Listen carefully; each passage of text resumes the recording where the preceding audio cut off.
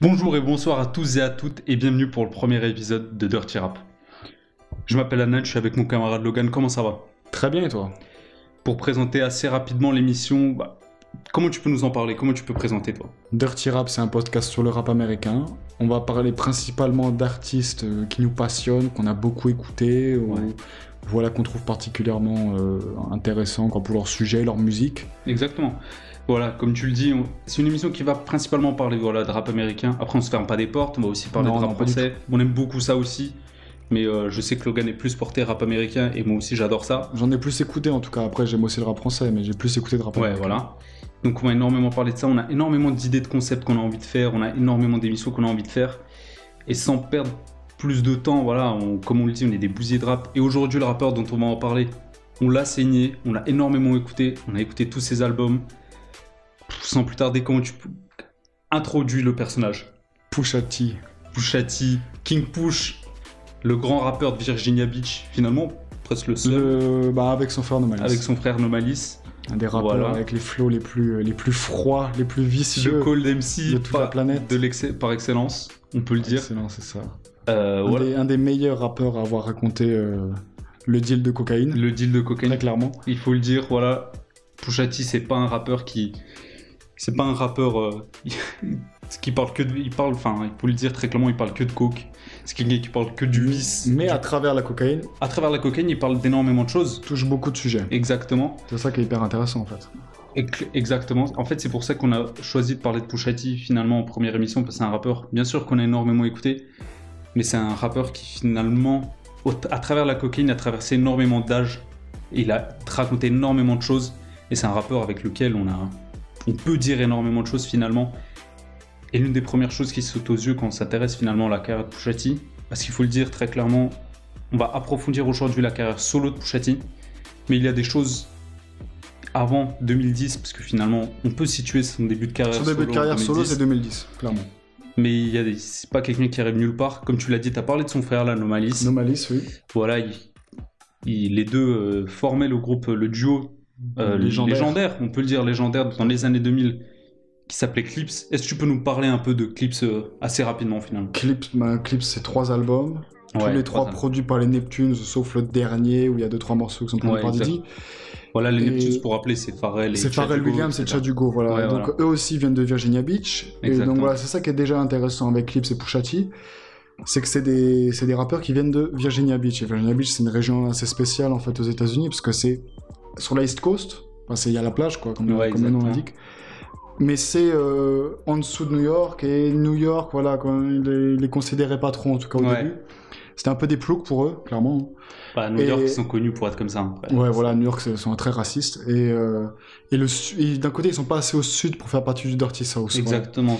Donc c'était un peu une région bâtarde. Et donc c'était principalement des producteurs qui avaient réussi à sortir de cette région. Donc les Neptunes, Pharrell, Timbaland évidemment, Bink, Notes, ouais. Donc c'était une des meilleures régions d'ailleurs en termes de producteurs, je pense qu'on peut le dire. Ouais, qui a sorti en tout cas de très gros producteurs, clairement. Et donc voilà, donc Clips, ils arrivent, ils sortent de cet endroit-là, et ils sont produits par les Neptunes, et c'est par le biais de Pharrell qu'ils explosent en fait. Exactement, on peut notamment... Ils ont un énorme single qui s'appelle Grindin, qui a tout éclaté à l'époque. Dans le milieu du rap, c'était pas non plus un succès mainstream, c'était voilà. Parce qu'il faut, c'est important ce que tu dis, parce que Clips a toujours vendu finalement des disques. Ils ont toujours Lord Willing, leur premier album qui sort en 2002. Aujourd'hui, les disques d'or, mais c'est jamais un groupe qui a fait énormément de chiffres. Oui. Voilà, on peut parler par exemple notamment du deuxième album qui par beaucoup est considéré comme leur meilleur finalement, qui est considéré presque comme un classique de ce qu'on appelle le coke rap, etc. Enfin même un classique du rap finalement. Ouais, mais c'est un disque qui n'a jamais énormément vendu. Aujourd'hui, ça a été un flop, et en tout cas, je sais que Pusha T l'a assez mal vécu. Ouais. Enfin, de toute façon, voilà, la carrière des Clips, c'est assez chaotique, quoi, je veux dire. En effet, Le deuxième album, il a pris beaucoup d'années à sortir. Le troisième aussi. Enfin, voilà, bon, c'est une carrière assez compliquée. On en reviendra peut-être une fois, on fait une spéciale Clips. Mais voilà, donc pour finir sur Clips, voilà, ils ont eu des hits, mais qui ont touché les fans de rap, mais pas au-delà. Et en 2009, le groupe se sépare. Parce que pour diverses raisons, parce que voilà, en fait, le truc, c'est que donc comme on l'a dit, c'est 2 dealers de coke à la base. Exactement. Nomalis et Pusha T. Et ils sont arrivés dans l'industrie avec beaucoup de personnes qui étaient de ce milieu-là, du milieu de la drogue. Ouais, exactement. Et donc, quand les disques ont commencé à un peu moins bien vendre, bah voilà, ils sont retournés dans ce milieu-là et au final, beaucoup de leurs amis ont fini en prison en fait.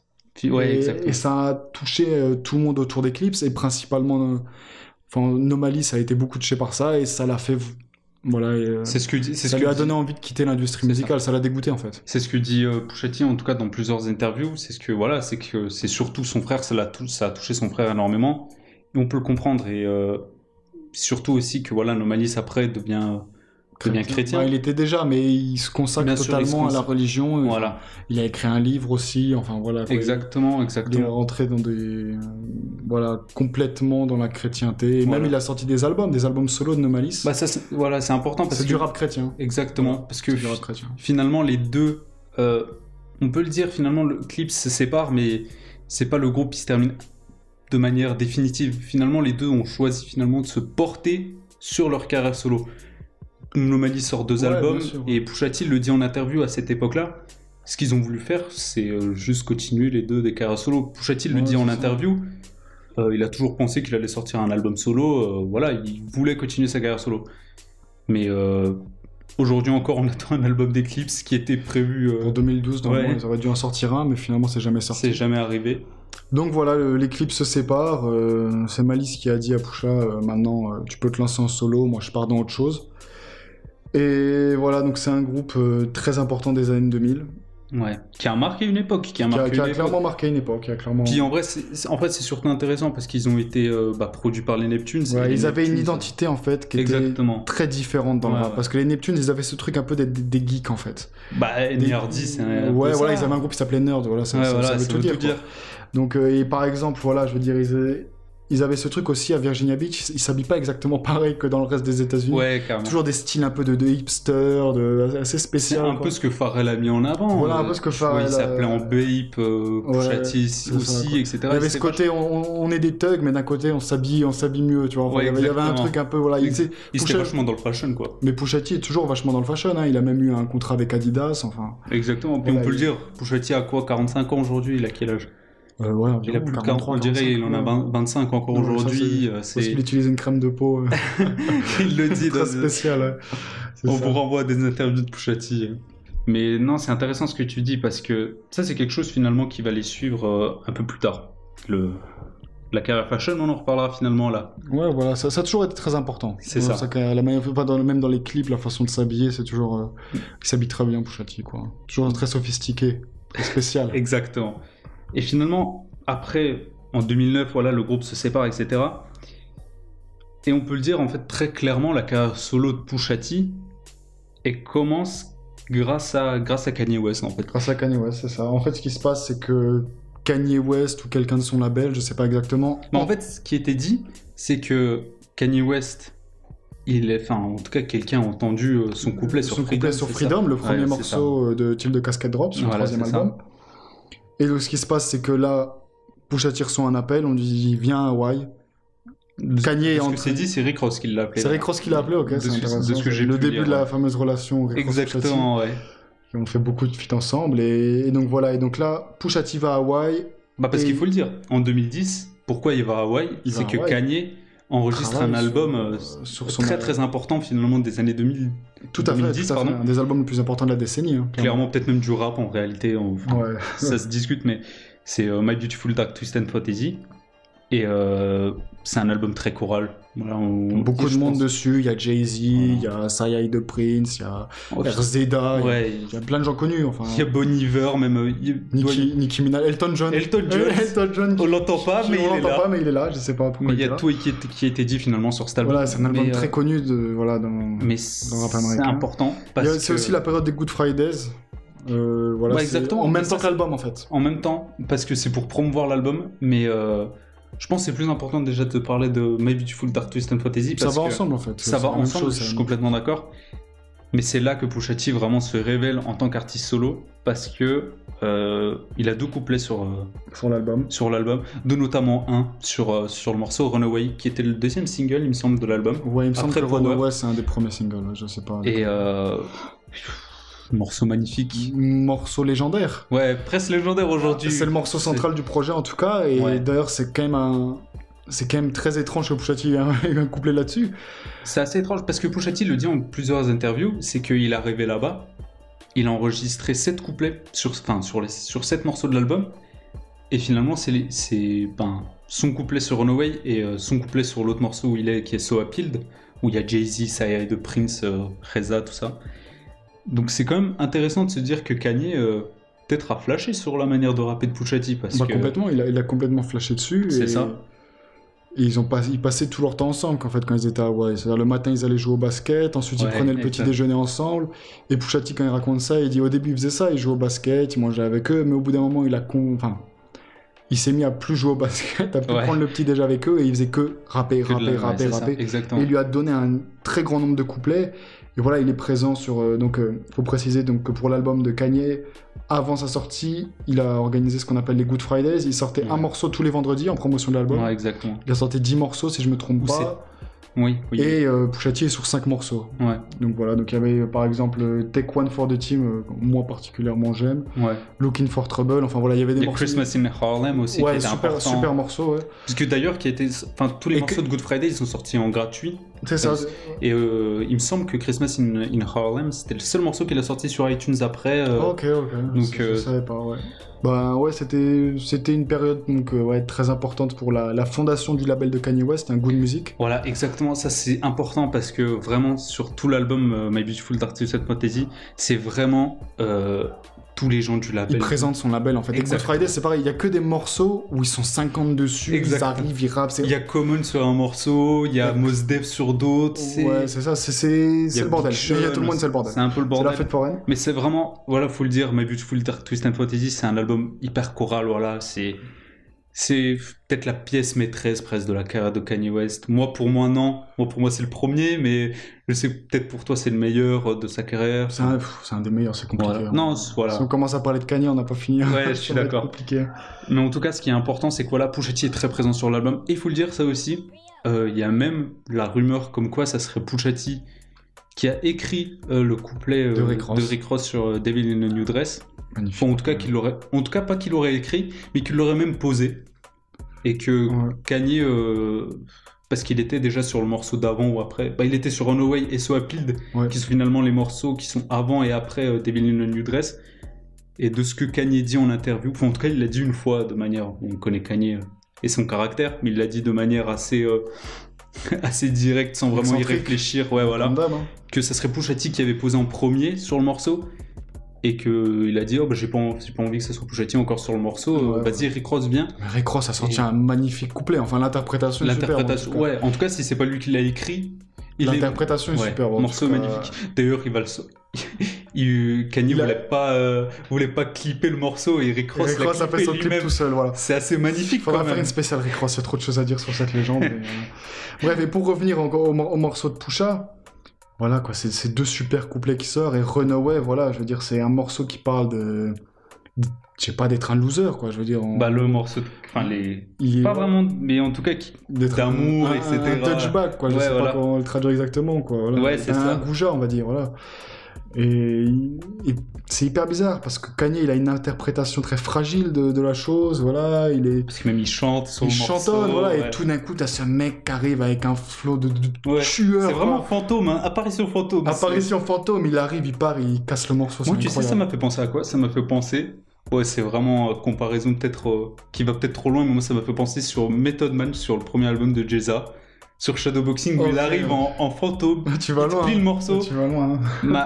Mais en vrai, franchement, la comparaison, je pense, elle est pas bête, parce qu'en réalité, Pusha T, tu t'y attends pas sur le morceau. Si tu regardes pas la tracklist. Si tu veux comparer avec Method Man, c'est Pusha T, il a une voix qu'on la reconnaît, mais entre 100 et 1000. Je suis complètement d'accord. Et c'est même chose pour Rick Ross qu'on a dit avant, parce que c'est la même chose sur Devil in a Dress, et Method Man, c'est pareil, tu vois. Il fait partie de ces rappeurs qui ont un grain de voix très particulier qu'on reconnaît direct, quoi. Puis sur le morceau So Appealed, finalement, sur le morceau, il y a Jay-Z, il y a Saya de Prince, il y a Kanye. Et en vrai, ça se discute, mais peut-être le meilleur couplet, c'est celui de Pusha. Pour moi, ça se joue avec Saya the Prince aussi. Hein. Ouais, non, bien sûr, mais les 4 couplets sont super chauds, etc. C'est ça. Mais bon, en tout cas, c'est important de dire que voilà, sa carrière solo, elle commence comme ça. C'est ça, et en fait, ça commence avec des featuring, et donc, en dehors même de Good Music, je veux dire, il a fait pas mal de feats avec... il a fait un feat avec Lloyd Banks. Ouais, c'est important de le dire. Home Sweet Home, c'est un super morceau, ça aussi. Ouais. On peut pas trouver sur les plateformes, mais... Ouais, c'est dommage, mais pour le coup, le couplet de Pusha est vraiment cool et tout, ça fait vraiment un morceau un peu underground, presque de rap new-yorkais, tu sais. Après, Lloyd Banks n'a jamais été, le plus gros rappeur... Ouais, c'est comme les deux ont une voix aussi particulière, c'était super d'entendre ça, et voilà. Après, c'était un bon morceau, Ce qui est intéressant avec cette période-là, c'est vraiment Pusha T qui est introduit au grand public par le biais de Good Music. Ouais. Et par exemple, il a aussi beaucoup participé à la compilation Cruel Summer. Cruel Summer, c'est un peu après, finalement. C'est la compilation qui sort en 2012. 2012. Et là, il est sur 5 morceaux, tu vois, il est sur Merci, quand même un gros hit. Qui est un gros hit en réalité. Il est sur New God Flow avec Ghostface Killah. Ça, c'est très très chaud, ça. Ça, c'est très très chaud. Il est sur Click, je crois. Ouais, il me semble aussi, ouais. Click. Et il est sur le remix de I Don't Like. Incroyable couplet. Il arrive au début du morceau, et d'ailleurs, le couplet a été coupé. Ouais. Il y a une version longue qu'on peut trouver sur YouTube qui est pas sur les plateformes. Exactement. Et ouais, il arrive, il plie le truc, et il dit subliminalement Lil Wayne, enfin... On en reparlera plus tard de Lil Wayne, ouais, mais voilà, quoi, c'est important. Super morceau, le remix d'Adon. Mais après, c'est important de pas griller non plus les étapes, parce qu'en 2011, tout de même, il sort une première mixtape, en réalité, Pusha T, et son premier morceau en solo, c'est My God, il me semble. Ouais, My God, c'est le premier morceau, ouais. Et voilà, il sort cette mixtape un peu... pas en surprise, mais voilà, il la sort parce que c'était attendu, etc. Je crois même pas qu'il la sort par le biais de Good Music. Non, il me semble que la première chose qui sort sous Good Music, c'est l'EP qui suit après, c'est Fear of God, il me semble. Mais en tout cas, il sort cette mixtape Fear of God qui était un peu une compilation de freestyle sur des phases B. Il y avait Monument Mind. Mais il y avait quand même des bons morceaux. Il y a des bons morceaux. Il y a des Red qui était pas mal. Qui est produit par les Neptunes. Ouais, et il y avait surtout Alone in Vegas. Il y a Alone in Vegas, qui est, pour le coup, c'est le meilleur morceau de la mixtape facile. Produit par Notes. Là, on voit l'affiliation encore une fois. Exactement. Virginia Beach. Mais d'ailleurs, c'est intéressant de le dire parce que tu dis Red, voilà. Il y a quand même 50 Cent dessus sur le morceau. Qui fait un couplet, j'ai l'impression qu'il. Couplet de fainéant, il se fout un peu de la gueule Pusha T, je trouve, mais il lui donne un couplet, des tiroirs, quoi. Enfin, il sort du tiroir. Mais il y a quand même 50 Cent dessus, c'est quand même intéressant de le dire. Ouais, c'est ça pour l'histoire. Ça montre quand même que Pusha T, c'est un mec. C'est ça qui est important de le dire, c'est que c'est un mec très respecté dans le rap américain, parce que on parlait tout à l'heure de Rick Ross. Ouais, il y a Rick Ross aussi sur la mixtape. Il y a sur I Still Wanna avec Abliva. Exactement, c'est un morceau cool. Et je voulais juste parler d'un truc un peu important, parce qu'on parlait de Devin in a New Dress tout à l'heure. Mais ça, il faut quand même le dire, c'est que Pusha T, c'est peut-être l'un des plus grands ghostwriters de l'histoire du rap américain. C'est quelqu'un qui a écrit pour énormément de monde. Il a écrit pour P. Diddy, pour Kanye West, peut-être pour Rick Ross, pour énormément de monde. Et c'est pour ça c'est quelqu'un de très très respecté. Et qui connaît très bien l'industrie. Qui connaît très bien. Ah mais clairement, mais qui a tout vu aussi. Et ça lui a donné des armes dans des clashs avec certains rappeurs qui lui ont été très utiles. Parce qu'en réalité, on parle souvent de Pusha T comme quelqu'un qui parle de violence, de drogue, tout ça. Sauf qu'en réalité, c'est quelqu'un qui écrit extrêmement bien. C'est quelqu'un qui sait écrire sur énormément de sujets. Donc ça, c'est important de le dire. Ça fait vraiment partie de sa carrière d'être un ghostwriter. Je pense que c'est vraiment très important. Et voilà. Donc, comment on peut dire ça sur le couplet avec peut-être sur 50 Cent, ça se trouve c'est lui qui a écrit. Hein. Ouais, je sais pas. Ouais, je l'ai vu le couplet, je pense pas. Non. Mais après, ce qui est intéressant avec cette période là, 2011, tout ça, c'est que il y a beaucoup de freestyle. Exactement. Et donc, comme tu dis, beaucoup sur des phases B. Et il a vraiment ce truc de... C'est un rappeur de puriste, en fait. Ouais, en fait, c'est un rappeur de puriste, tu vois. Il vient, il découpe les phases B, il repart, tu vois. En fait, c'est un rappeur freestyle, un peu. C'est un rappeur freestyle. Et, par exemple, je crois qu'on en a parlé, je sais pas, du freestyle sur Tony Montana. Ouais. Le futur, quoi, qui est super. Le clip où il est assis sur un canapé blanc avec une meuf. Une fille blanche, tu vois, qui bouge la gueule. Parce qu'une fille blanche, c'est une métaphore pour de la cocaïne, dans le jargon, voilà. Comme dit l'autre... Rick Ross qui vient de Miami qui dit I got Priscilla sur magnifique. Écoutez ce morceau si vous l'avez jamais fait, c'est un morceau magnifique. Mais ouais, t'as complètement raison parce que Pusha T, c'est ça qui est important, c'est quelqu'un qui vraiment c'est un découpeur de prod quoi. C'est pas c'est pour ça que je pense que New York en tout cas à partir de sa carrière solo, a vraiment commencé à le kiffer. Ouais, parce que vu qu'en 2010, le son du rap devient vraiment Dirty South, trap, voilà, c'est l'avènement de Future, tout ça. Bah même, ça revient avec Waka en vrai. Waka Flocka, ouais, t'as raison, surtout Waka Flocka. Je vois ce que ça commence avant, mais je veux dire, la 2010, c'est fini. Trap 2.0. Le rap new-yorkais, ça n'existe plus en 2010, enfin quasiment plus. T'es vache, mais non, mais franchement, je veux dire, il n'y a pas d'artiste qui naît après 2000. Enfin, il y a Zapro qui il n'y a plus de son rap. Il n'y a plus le son new-yorkais. Voilà, quoi. Et Pusha T, étrangement, qui n'est pas un rappeur de New York, ramène un son très sombre, très new-yorkais, quoi. Et donc voilà, je pense qu'il est très apprécié par eux. Et donc pour revenir par rapport donc, à cette mixtape, il y a une punchline moi, que j'adore dans le morceau avec Rick Ross, I Still Wanna. Il dit, tu sais c'est quoi le succès ? S'asseoir avec la femme de ses rêves et oublier quel est son nom. C'est incroyable. Je sais que tu kiffes. Et il a des images, tu vois, sur le succès. Et c'est ça qui change, en fait, avec Pusha T à partir des années 2010. C'est que ça commence... Avec Clips, il parlait de drogue. Mais c'était la rue, tu vois. C'était très street, quoi. Il n'y avait pas ce truc de richesse. Mais à partir des années 2010, tu vois, il y a ce truc de richesse, de succès, d'opulence qui commence à rentrer dans sa musique. En fait, il met quoi ? Il met de la luxure, en fait, dans sa... C'est ça. Et je pense qu'il y a une influence de Rick Ross, hein. Parce qu'il dit que c'est un de des mecs qui écrit le mieux, selon lui, dans le rap. En réalité, début des années 2010. Il est qui ? Ouais, mais en fait, ce qui est intéressant avec cette mixtape, c'est qu'on sent vraiment la volonté de se détacher de ce qu'il faisait avec Clips, tu vois. Ouais. C'est, voilà, même au niveau du son, c'est pas les mêmes prods. Enfin, je veux dire, il y a une prod de Pharrell, mais c'est pas dans le style de Clips, il y a pas ce côté industriel, voilà, très dur. Ouais, mais je suis complètement d'accord. Ça devient plus... je sais pas, moelleux, mais pas dans le sens où ça devient mou, tu vois, je veux dire, c'est... Après, on va pas se mentir. C'est le luxe, quoi, c'est l'opulence, le champagne. Après, faut pas se mentir, Fear of God, en tout cas la première mixtape Fear of God, elle est pas non plus très intéressante. C'est pas incroyable du tout. C'est pas intéressant. On va dire, après même, c'est surtout, c'est une mixtape, c'est une vraie mixtape, quoi. Il y a des freestyles sur des phases B, voilà. Ouais. Mais ce qui est surtout intéressant, c'est ce qui est arrivé un peu plus tard, finalement. Comme t'as dit, il y a le Cruel Summer, en 2012. Ouais. Mais finalement, après, il y a aussi mixtape, EP, je sais pas vraiment comment... Pusha T parle de EP, mais Fear of God 2, finalement, qui arrive après. En fait, c'est une réédition. Ce qui est une réédition, parce qu'il prend, je crois, 5 morceaux de Fear of God 1 et il arrange le mix un peu mieux, quoi. Exactement. Pour pouvoir le mettre sur les plateformes. Exactement. Et je crois qu'il voulait mettre au début 4 morceaux de plus, ça faisait 9 morceaux. Et après, finalement, il a encore ajouté 3 morceaux. 7, du coup, ça fait 12 morceaux, quoi, tu vois. Ouais, voilà, c'est ça. Et il y a des super morceaux sur cette EP. Ouais, il y a des bons morceaux. Et moi, je pense à un morceau incroyable, Trouble on My Mind, avec Tyler, The Creator. Qui était l'un des singles, d'ailleurs. Qui était un des singles, c'est un morceau traumatisme. Ça, c'est vraiment... l'instru des Neptunes, c'est incroyable. Ouais, faut le dire, ça, c'est les Neptunes. Et ça, c'est vraiment prod Neptunes... Type Neptunes. C'est vraiment... Mais Pusha T sur les prods de Neptunes, de toute façon, ça manque pas. Ça marche tout le temps. Ça manque pas, c'est incroyable. Je suis d'accord. Et voilà, et ce qui est intéressant avec ce feat, c'est qu'il s'allie avec Tyler, The Creator, donc rappeur West Coast et tout, mais qui a aussi cette image de... Enfin, rappeur West Coast, mais on dirait pas... Oui, non mais bien sûr, voilà, c'est pas... il a pas un son West Coast, mais il a ce côté un peu aussi hipster, cool, tu vois, c'est ça. Je veux dire, rappeur, voilà, c'est pas un rappeur street, en fait. Non. Il me semble, c'est d'ailleurs l'époque où il sort Wolf, je crois. C'était un peu Goblin, voilà, c'est ça. Donc il était vraiment dans le...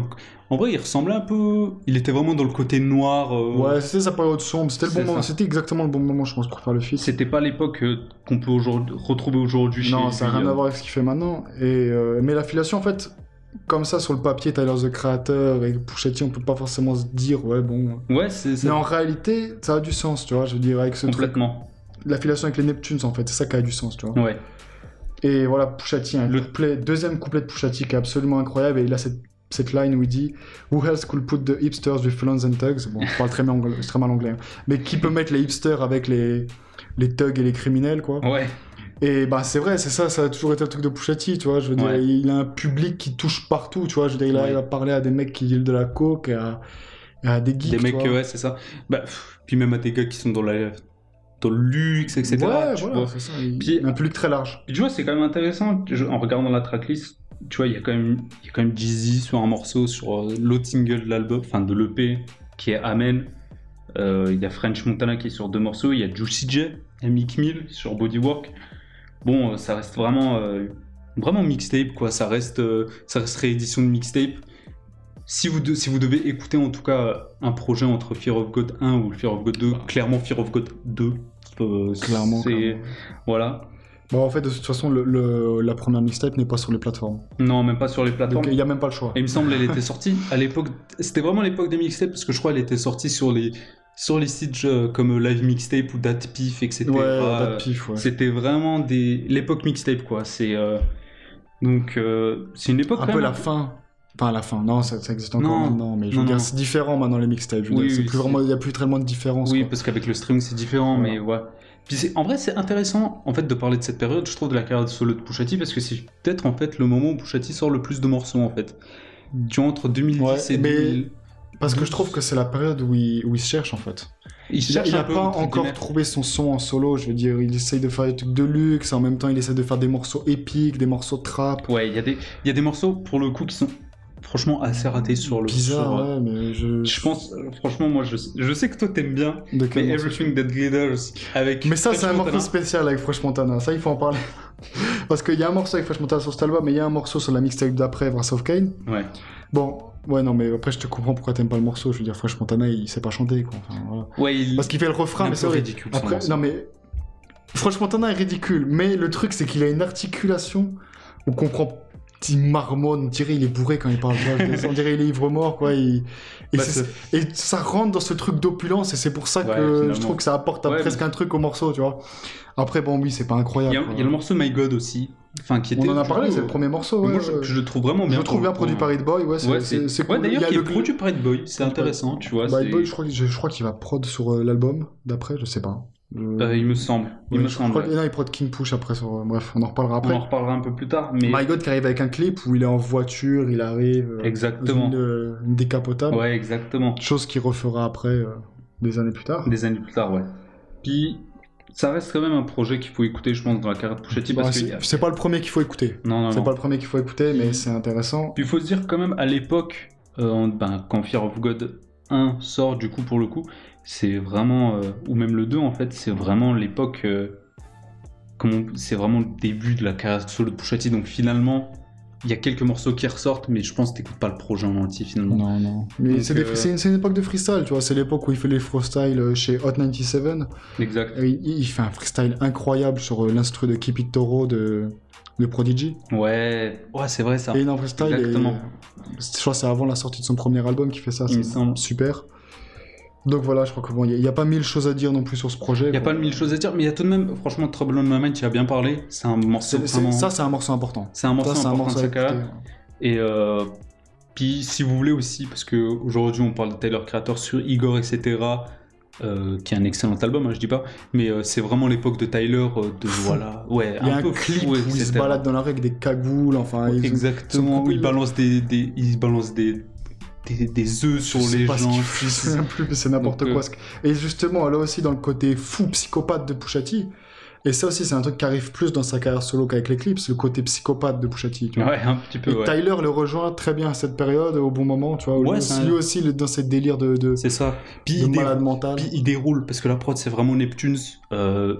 Pusha T, il est habitué à tes prods de Neptunes, il déroule dessus, vraiment. C'est facile pour lui. Exactement, c'est facile pour lui.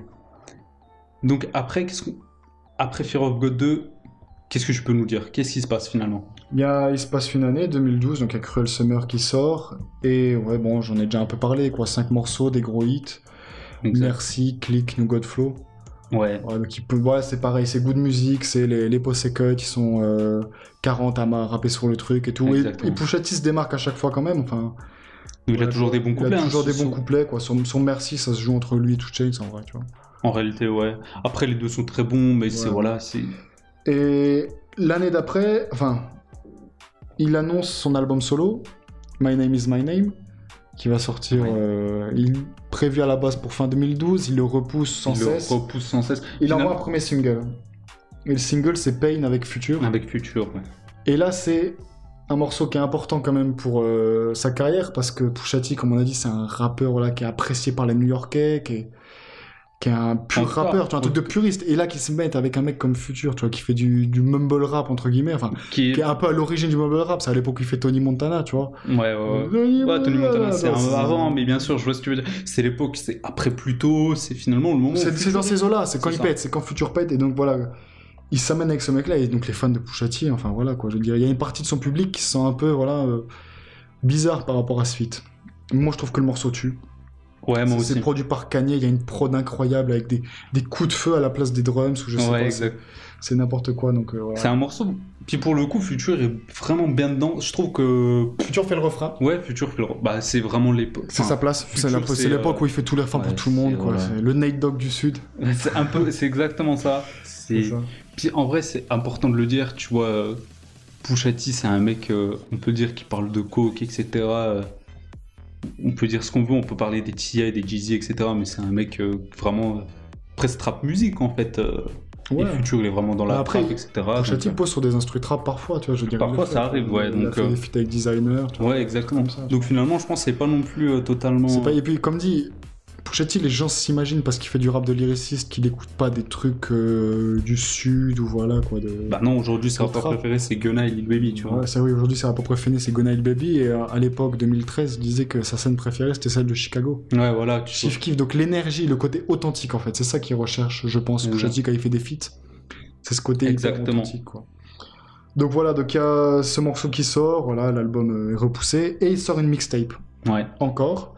Avant la sortie de son album, donc en promotion. Souvent, on faisait beaucoup ça un peu à l'époque, hein. Ça c'était beaucoup à l'époque, ça se faisait en tout cas pour, on va dire, présenter ou en tout cas amener, mettre un petit buzz en fait finalement voilà, avant l'album. Pour chauffer les gens avant l'album. Ouais, voilà, c'est ça. Et donc cette mixtape s'appelle Wrath of Kane. Ouais. La colère de la cocaïne. la colère de Kane, quoi, abéléquin, mais ouais, pour de la coke. La référence chrétienne, bon, on va pas tout de suite rentrer dans le côté chrétien de Pusha T. Parce que c'était ça. Ça sera plus important sur un album plus tard, je pense. Ouais. Et donc c'est une mixtape, voilà, avec des très street, très dur. Finalement, c'est ce qu'il disait en interview. Il disait qu'il voulait faire une mixtape qui se rapproche un peu plus de ses origines street. Ouais, quoi, voilà. C'est une mixtape pour les fans en fait. C'est un peu du fan service. Un petit peu. Et il y a un morceau incroyable. Et là, il faut dédicacer à Lille. Si tu entends cette émission, c'est pour toi. Le morceau Millions, incroyable morceau. Ouais. Bah, c'était l'un des singles, et je pense que c'est aussi l'une des meilleures réussites entre un feat entre Rick Ross et Pusha T. Je pense que c'est un de leurs meilleurs feats, oui. Ouais. Mais et vraiment le morceau trap, morceau dur, banger. Le clip est vraiment super. Et d'ailleurs cool. Southside est à la prod. C'est Southside qui. C'est avec Kanye West. C'est ça qui est. C'est une de ses premières, je pense. Exactement. Et c'est ça qui est important quand même à dire dans Wrath of Kane, c'est qu'il y a aussi Young Chop quand même. C'est que Young Chop, ouais, il prod quoi de nouveau il prod Bloka. Et il prod Bloka. Bloka, un morceau avec des influences caraïbéennes. Avec Travis Scott dessus. Ouais, Travis Scott, ouais. Qui était signé à Good Music, si je me trompe pas. Enfin, non, je crois pas.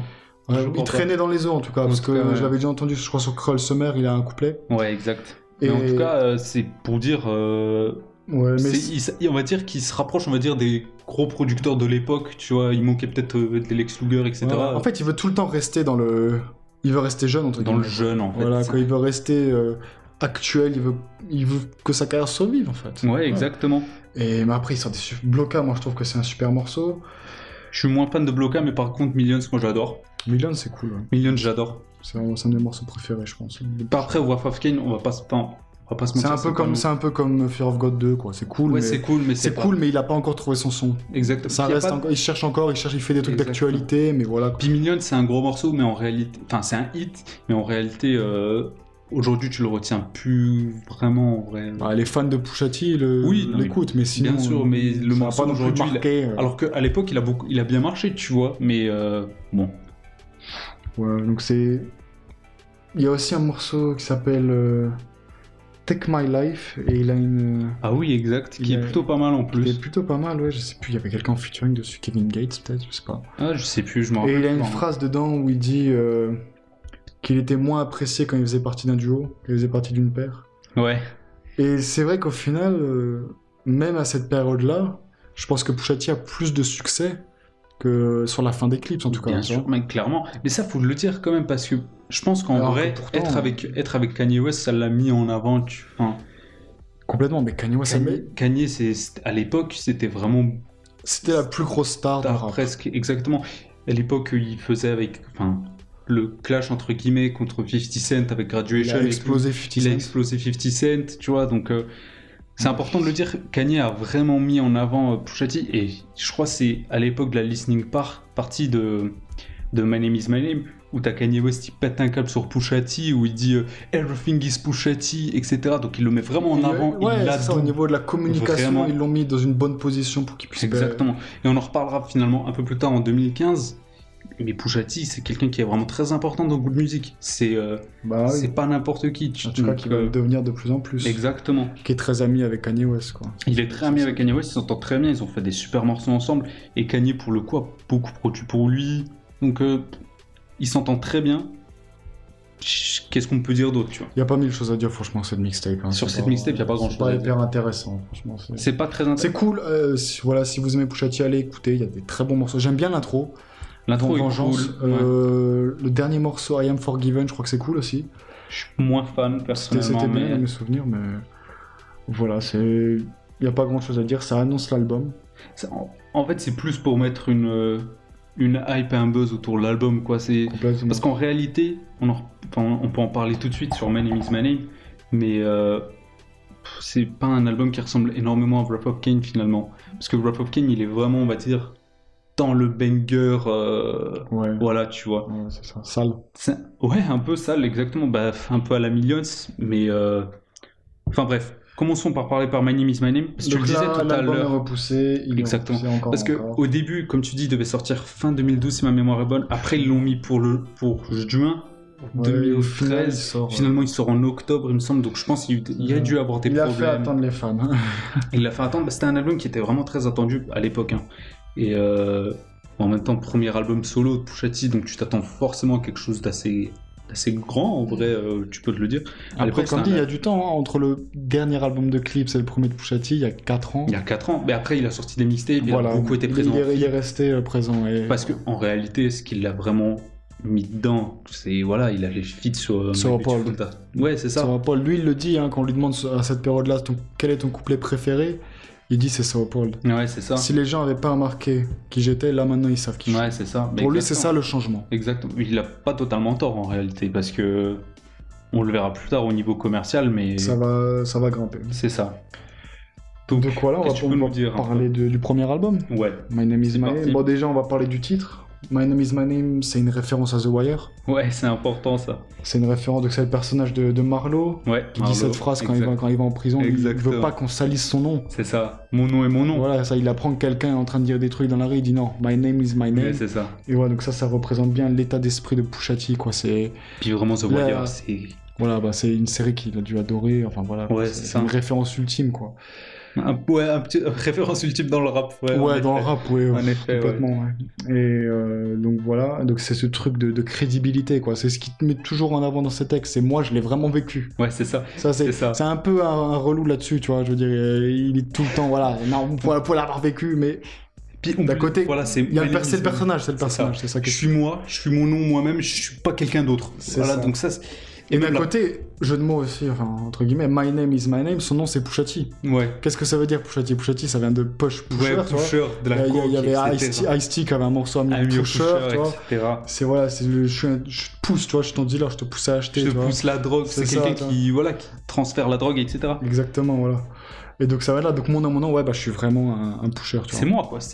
Je me présente en tant que moi-même, quoi. Je suis comme ça, Pusha T. Le Cokeman, le Snowman, le Jeezy. C'est ça. Et donc voilà, il réaffirme son authenticité. Qu'est-ce qu'on peut dire pour... Enfin, comment tu l'as perçu, toi, cet album, véritablement? Cet album, moi, je suis mitigé dessus. Parce que bon, Pusha T, moi, j'aime beaucoup. J'ai découvert cet album après. Hein, je l'ai pas écouté au moment où c'est sorti. Je le connaissais déjà pour d'autres albums, et donc j'aimais déjà beaucoup. Ouais. Il y a des morceaux super. Au début de l'album, à la fin de l'album. Ouais.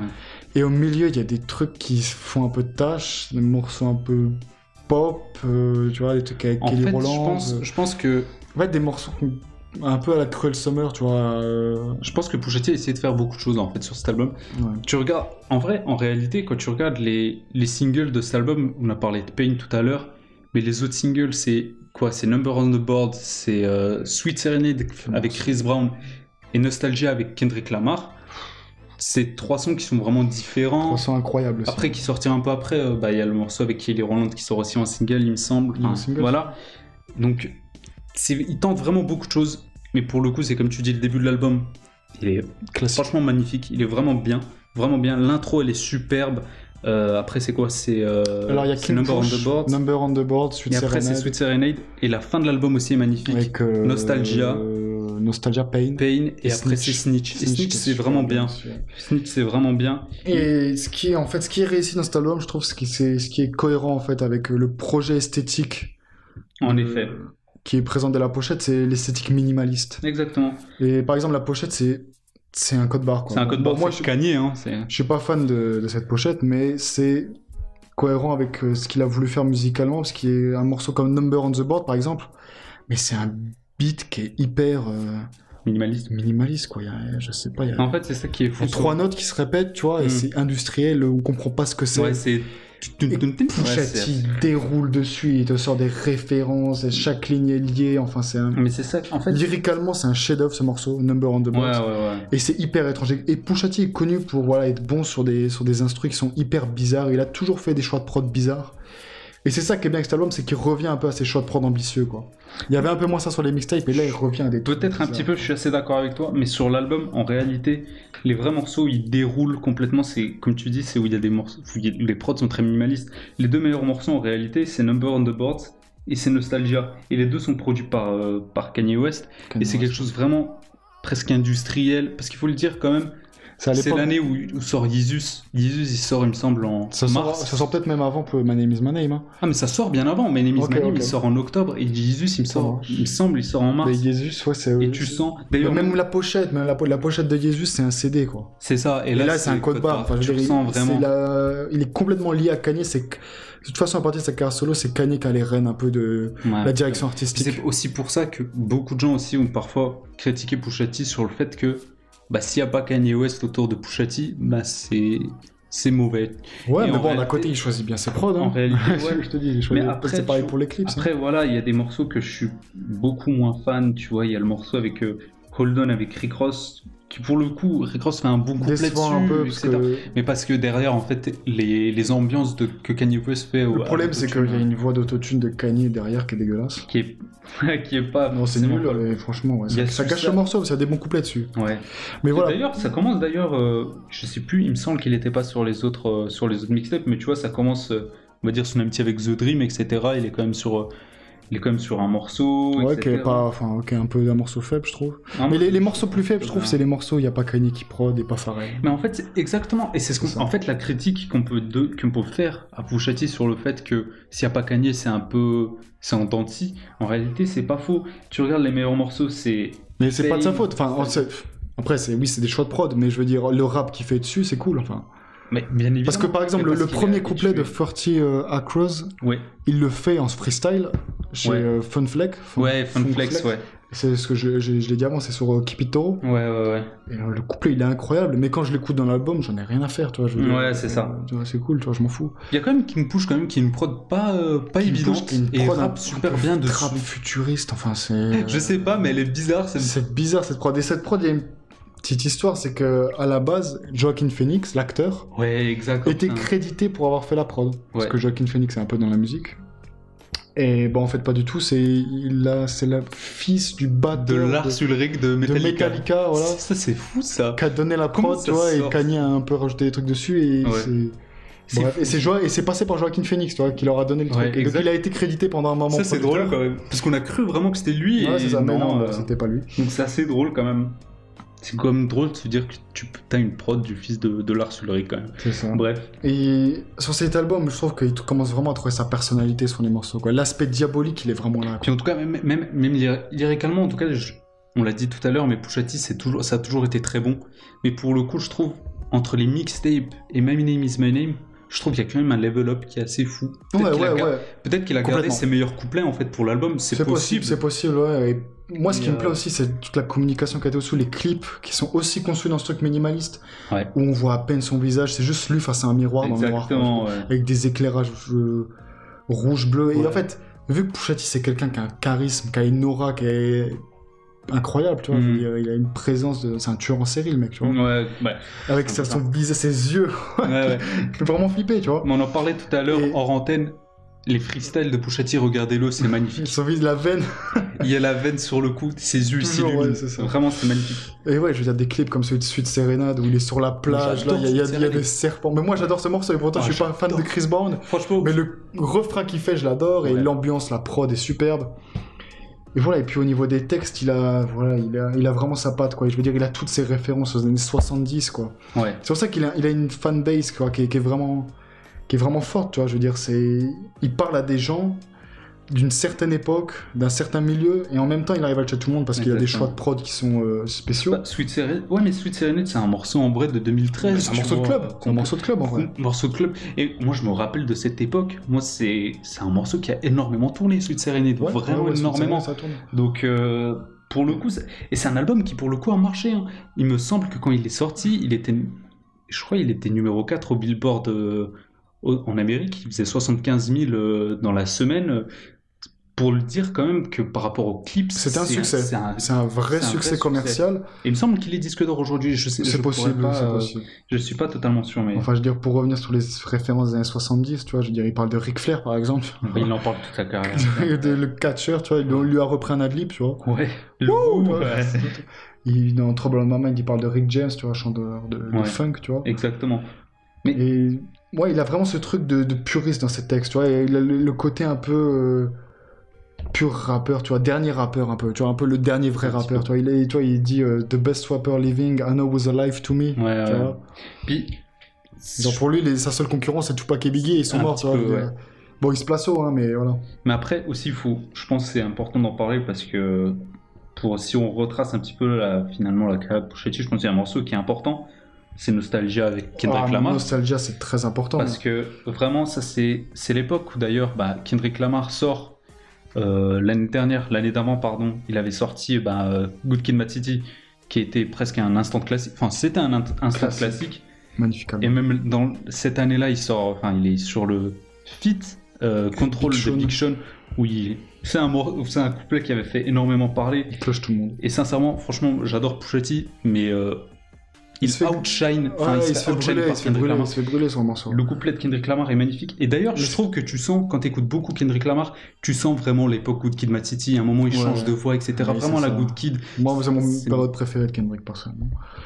Donc, je peux comprendre. Et franchement, je peux comprendre. Pour revenir sur Nostalgia, ce qui est super avec ce morceau, c'est que à travers donc la coke, tu vois, t'as Pusha T qui parle de vendre de la coke, et t'as Kendrick qui raconte son père qui en prenait. C'est magnifique. Et t'as quasiment tout un paysage social, tu vois, je sais pas comment le dire, tu vois, une description, tu vois, d'une réalité sociale qui se dessine à travers ça, tu vois, et c'est assez brillant, tu vois. Pusha T, il a une phrase qui me fait rire dans le morceau, tu vois, il dit « Like Ivan Drago, if he dies, he dies », tu vois. Ouais. Les références à Rocky 4, tu vois, et c'est vrai que quand on l'entend rapper, on se dit c'est vraiment ça, c'est Ivan Drago, quoi. Mais c'est un peu le mec, s'il meurt, tu vois, il te vend de la coke et il s'en fout, tu vois. C'est un peu ça. Mais d'ailleurs, ça fait parallèle, il est quand même fou, parce que, tu vois, Kendrick Lamar, il parle vraiment presque de souffrance, hein, que son père il en prenait. Et t'as l'autre à côté qui dit des trucs vraiment dégueulasses. Enfin, c'est impressionnant. Pas que, mais disons, il est dans son rôle de drug dealer. Tu vois. Exactement. Il fait ce qu'il a à faire, et voilà. Et il dit à un moment, si quelqu'un meurt, on met une autre chaîne sous le cou. Et voilà. Exactement. C'est vraiment. C'est très froid, très désabusé. Exactement. Très désabusé. Puis, franchement, faut le dire, c'est vraiment l'époque. Enfin, My Name is My Name. Moi, j'ai beaucoup de critiques par rapport à cet album. Voilà, il y a le couplet avec. Il y a le morceau, avec 2 Chainz Big Sean que j'aime pas. Il y a le morceau avec Kelly Rowland, bien, etc. Ce morceau. Ouais, mais je suis d'accord. Mais enfin, bref, j'ai pas mal de critiques, mais je tiens quand même à préciser que c'est quand même un album qui est important dans la carrière de Pusha T. Et il s'installe vraiment en tant que rappeur street et en même temps luxueux, quoi.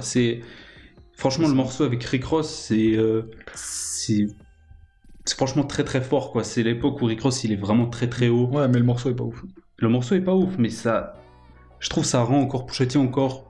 Cette affiliation-là, ouais, mais elle est hyper logique, cette affiliation. Ah, mais bien sûr, mais ça rend Pusha T encore meilleur, quoi.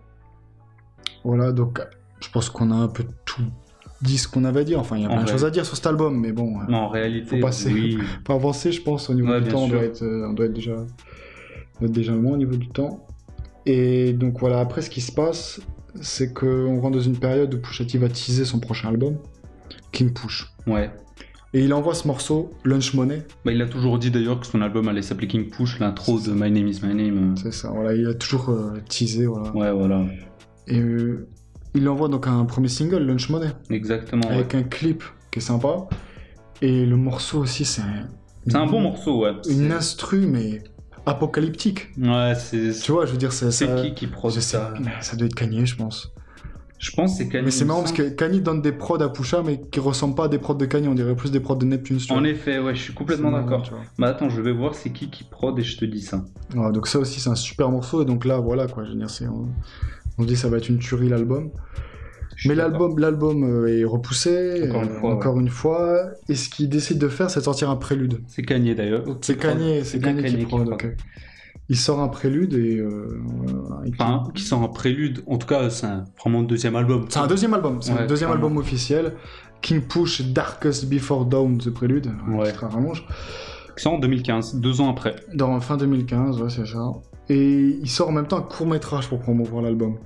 Ouais, c'est vrai. Chose que Kanye West avait aussi fait à l'époque de My Beautiful Dark Twisted Fantasy. Exactement, c'est vrai. Où il avait sorti le court-métrage de Runaway, tu vois. Exactement. Il avait fait un truc de 40 minutes. Ouais, il faisait bien. Et il mettait les extraits musicaux pour teaser l'album. Exactement. Et là, bah, Pusha fait la même chose.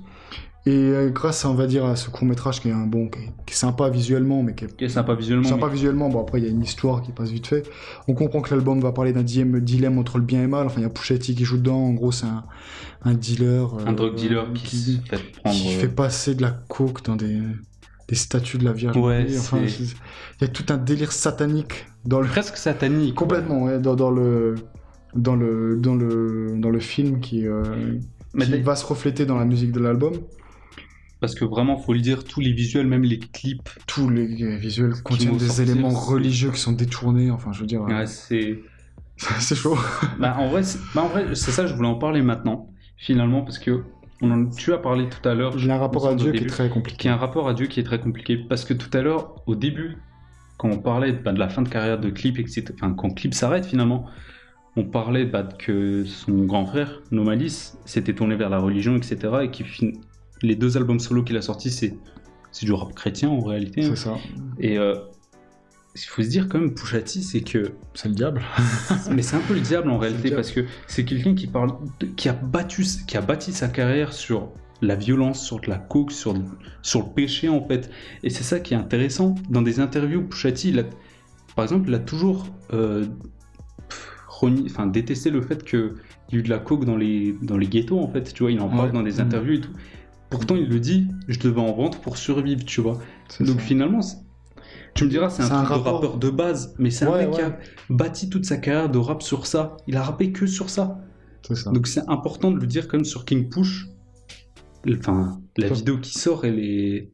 Je trouve elle est assez marquante sur ça, elle est symbolique en fait, finalement. Après, il y a le niveau de l'histoire, bon, c'est des clichés, quoi. C'est un espèce de mafieux qui a un conflit, voilà. Bien sûr. Mais les visuels sont intéressants parce que ça va être les mêmes visuels que pour le clip. Enfin, je veux dire, il y a quand même une scène, je crois, où il y a un prêtre qu'avec une croix et qui le repousse dans un coin de la pièce comme si c'était l'exorciste, tu vois. C'est ça qui est intéressant, c'est les visuels sont fous. Il a les yeux noirs, tu sais, des trucs, enfin voilà. Et je trouve les clips de King Push les clips sont incroyables. Les clips sont incroyables, vraiment, allez les regarder. Je pense que ça améliore l'expérience de l'album. En fait. Quand on écoute l'album avec les clips, c'est pas pareil.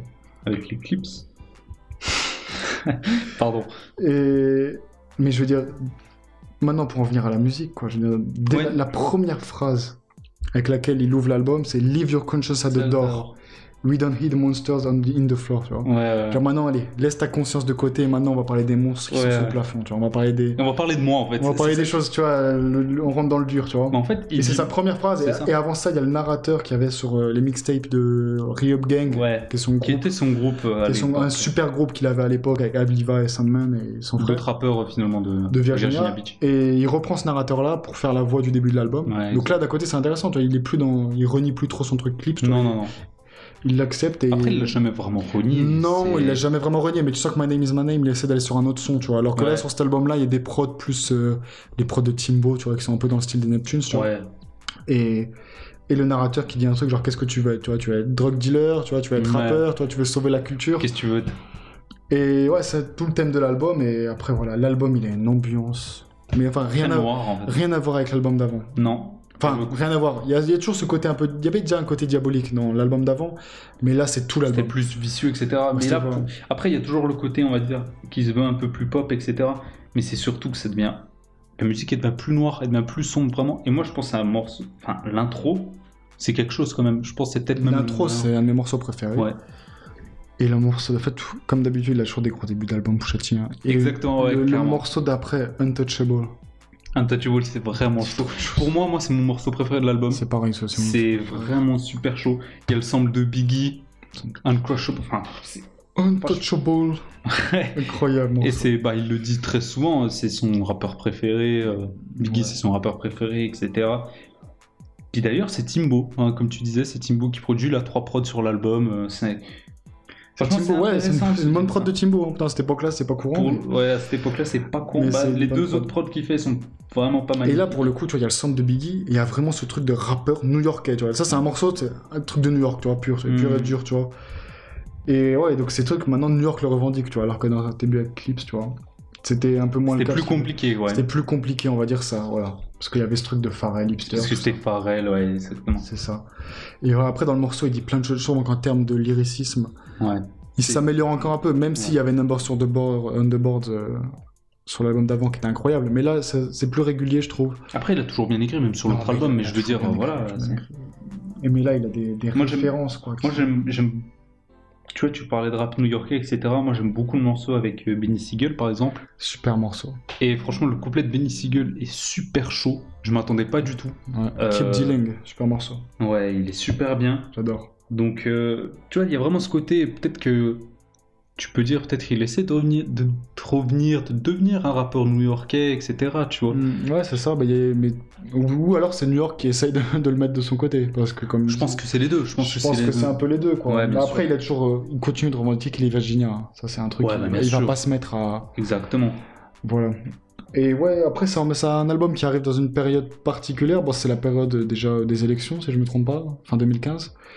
Et voilà, il en place une pour Donald Trump parce qu'on sait qu'il soutenait Hillary pendant l'élection. Enfin, voilà, parce que Hillary avait un programme pour faire sortir des gens des prisons. En fait. Il me semble que c'était l'année d'après les élections. Je crois que c'était 2016, il me semble. Mais mais c'était en cours parce qu'en tout cas dans Untouchable, il dit fuck Donald and his pledge. Tu vois. Voilà, il parle d'Adidas qui a fait un deal d'1 million, tu vois. Mais comme dit, le truc principal sur cet album, c'est la religion, les références blasphématoires. Tu vois, je veux dire, il se compare à Jésus, tu vois, à Moïse, enfin, c'est...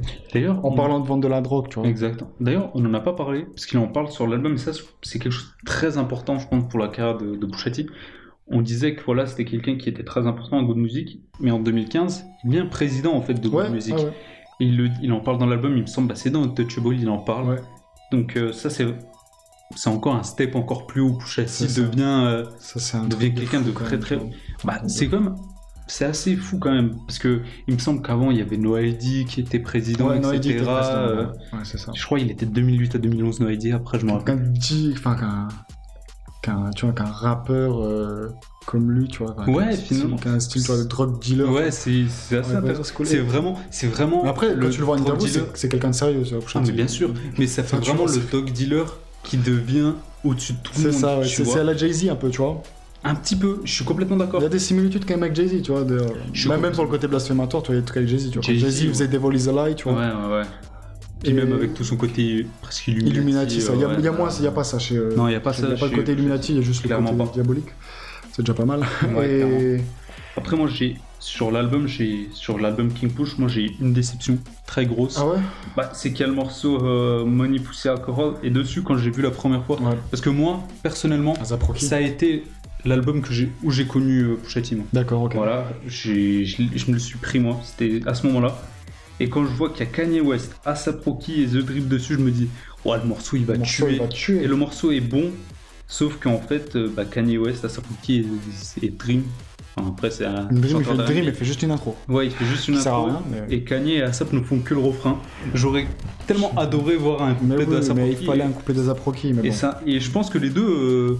Ça aurait pu envoyer du lourd, mais le morceau est super, Money Pussy Alcohol. Ouais, il est cool. Là, comme dit, les thèmes du péché, ça y va à fond, tu vois. Ouais, exactement. Il décrit, tu vois, la vie de michetonneuse, entre guillemets, tu vois. Enfin, voilà, de la fille qui traîne autour des rappeurs, tu vois, pour un peu la fame, tout ça. Exactement. C'est assez bien écrit quand même. Il parle aussi des gens qui pensent avoir tout ça, etc. Voilà, donc la luxure, encore une fois. Enfin, la luxure. L'excès, l'opulence. Je trouve que cet album, c'est encore plus. Après, t'as le morceau More Famous Than Rich. Ouais, où là, c'est un petit. petit clash à cash money en tout cas. On peut le dire. Les rappeurs qui sont pas payés ou. Finalement, on en reparlera peut-être. On en reparlera aussi, mais voilà, là on peut déjà le dire. Voilà quoi, je veux dire, c'est. En gros, ce qu'il dit dans ce morceau, c'est que ça sert à rien d'être plus connu que riche en fait. Ouais, c'est ça. Et Pusha T, d'un côté, on le sait peut-être pas, mais il a des business aussi. En dehors du rap. Il a une ligne de vêtements qui fonctionne bien. Ouais. Deux boutiques à Virginia. Et il a des actions aussi chez Massapil. Ouais, exactement. Ça, il a des actions chez Massapil, donc c'est aussi, il a surtout de rappeur businessman. Exactement. Bah, à la Jay-Z. À la Jay-Z, mais c'est un de ses idoles. Hein. Ouais. Je crois que c'est un des rappeurs qu'il a le plus écouté dans sa vie, tu vois. Bah, en vrai, ça m'étonne même pas. Et après, il y a aussi un morceau d'ailleurs que j'étais assez surpris. En fait, non, c'est pas si surprenant que ça parce qu'il était signé à Good Music. Mais il y a une prod de Q-Tip sur l'album quand même. Ah ouais, c'est vrai. Sur le morceau FIFA, l'avant-dernier morceau. J'aime beaucoup ce morceau. Qui est, moi, je trouve pas magnifique pour le coup. Non, il est pas magnifique, mais j'aime bien. Mais comme dit là, c'est une prod vraiment saccadée à la Neptune, tu vois, de trucs de kicker. Un petit peu, ouais. C'est kicker pur. Et là, pour le coup, ce qu'on disait. Les prods de Timbo, la prod de Timbo qu'il a aussi Gotham Covered avec Abliva, ça c'est pareil.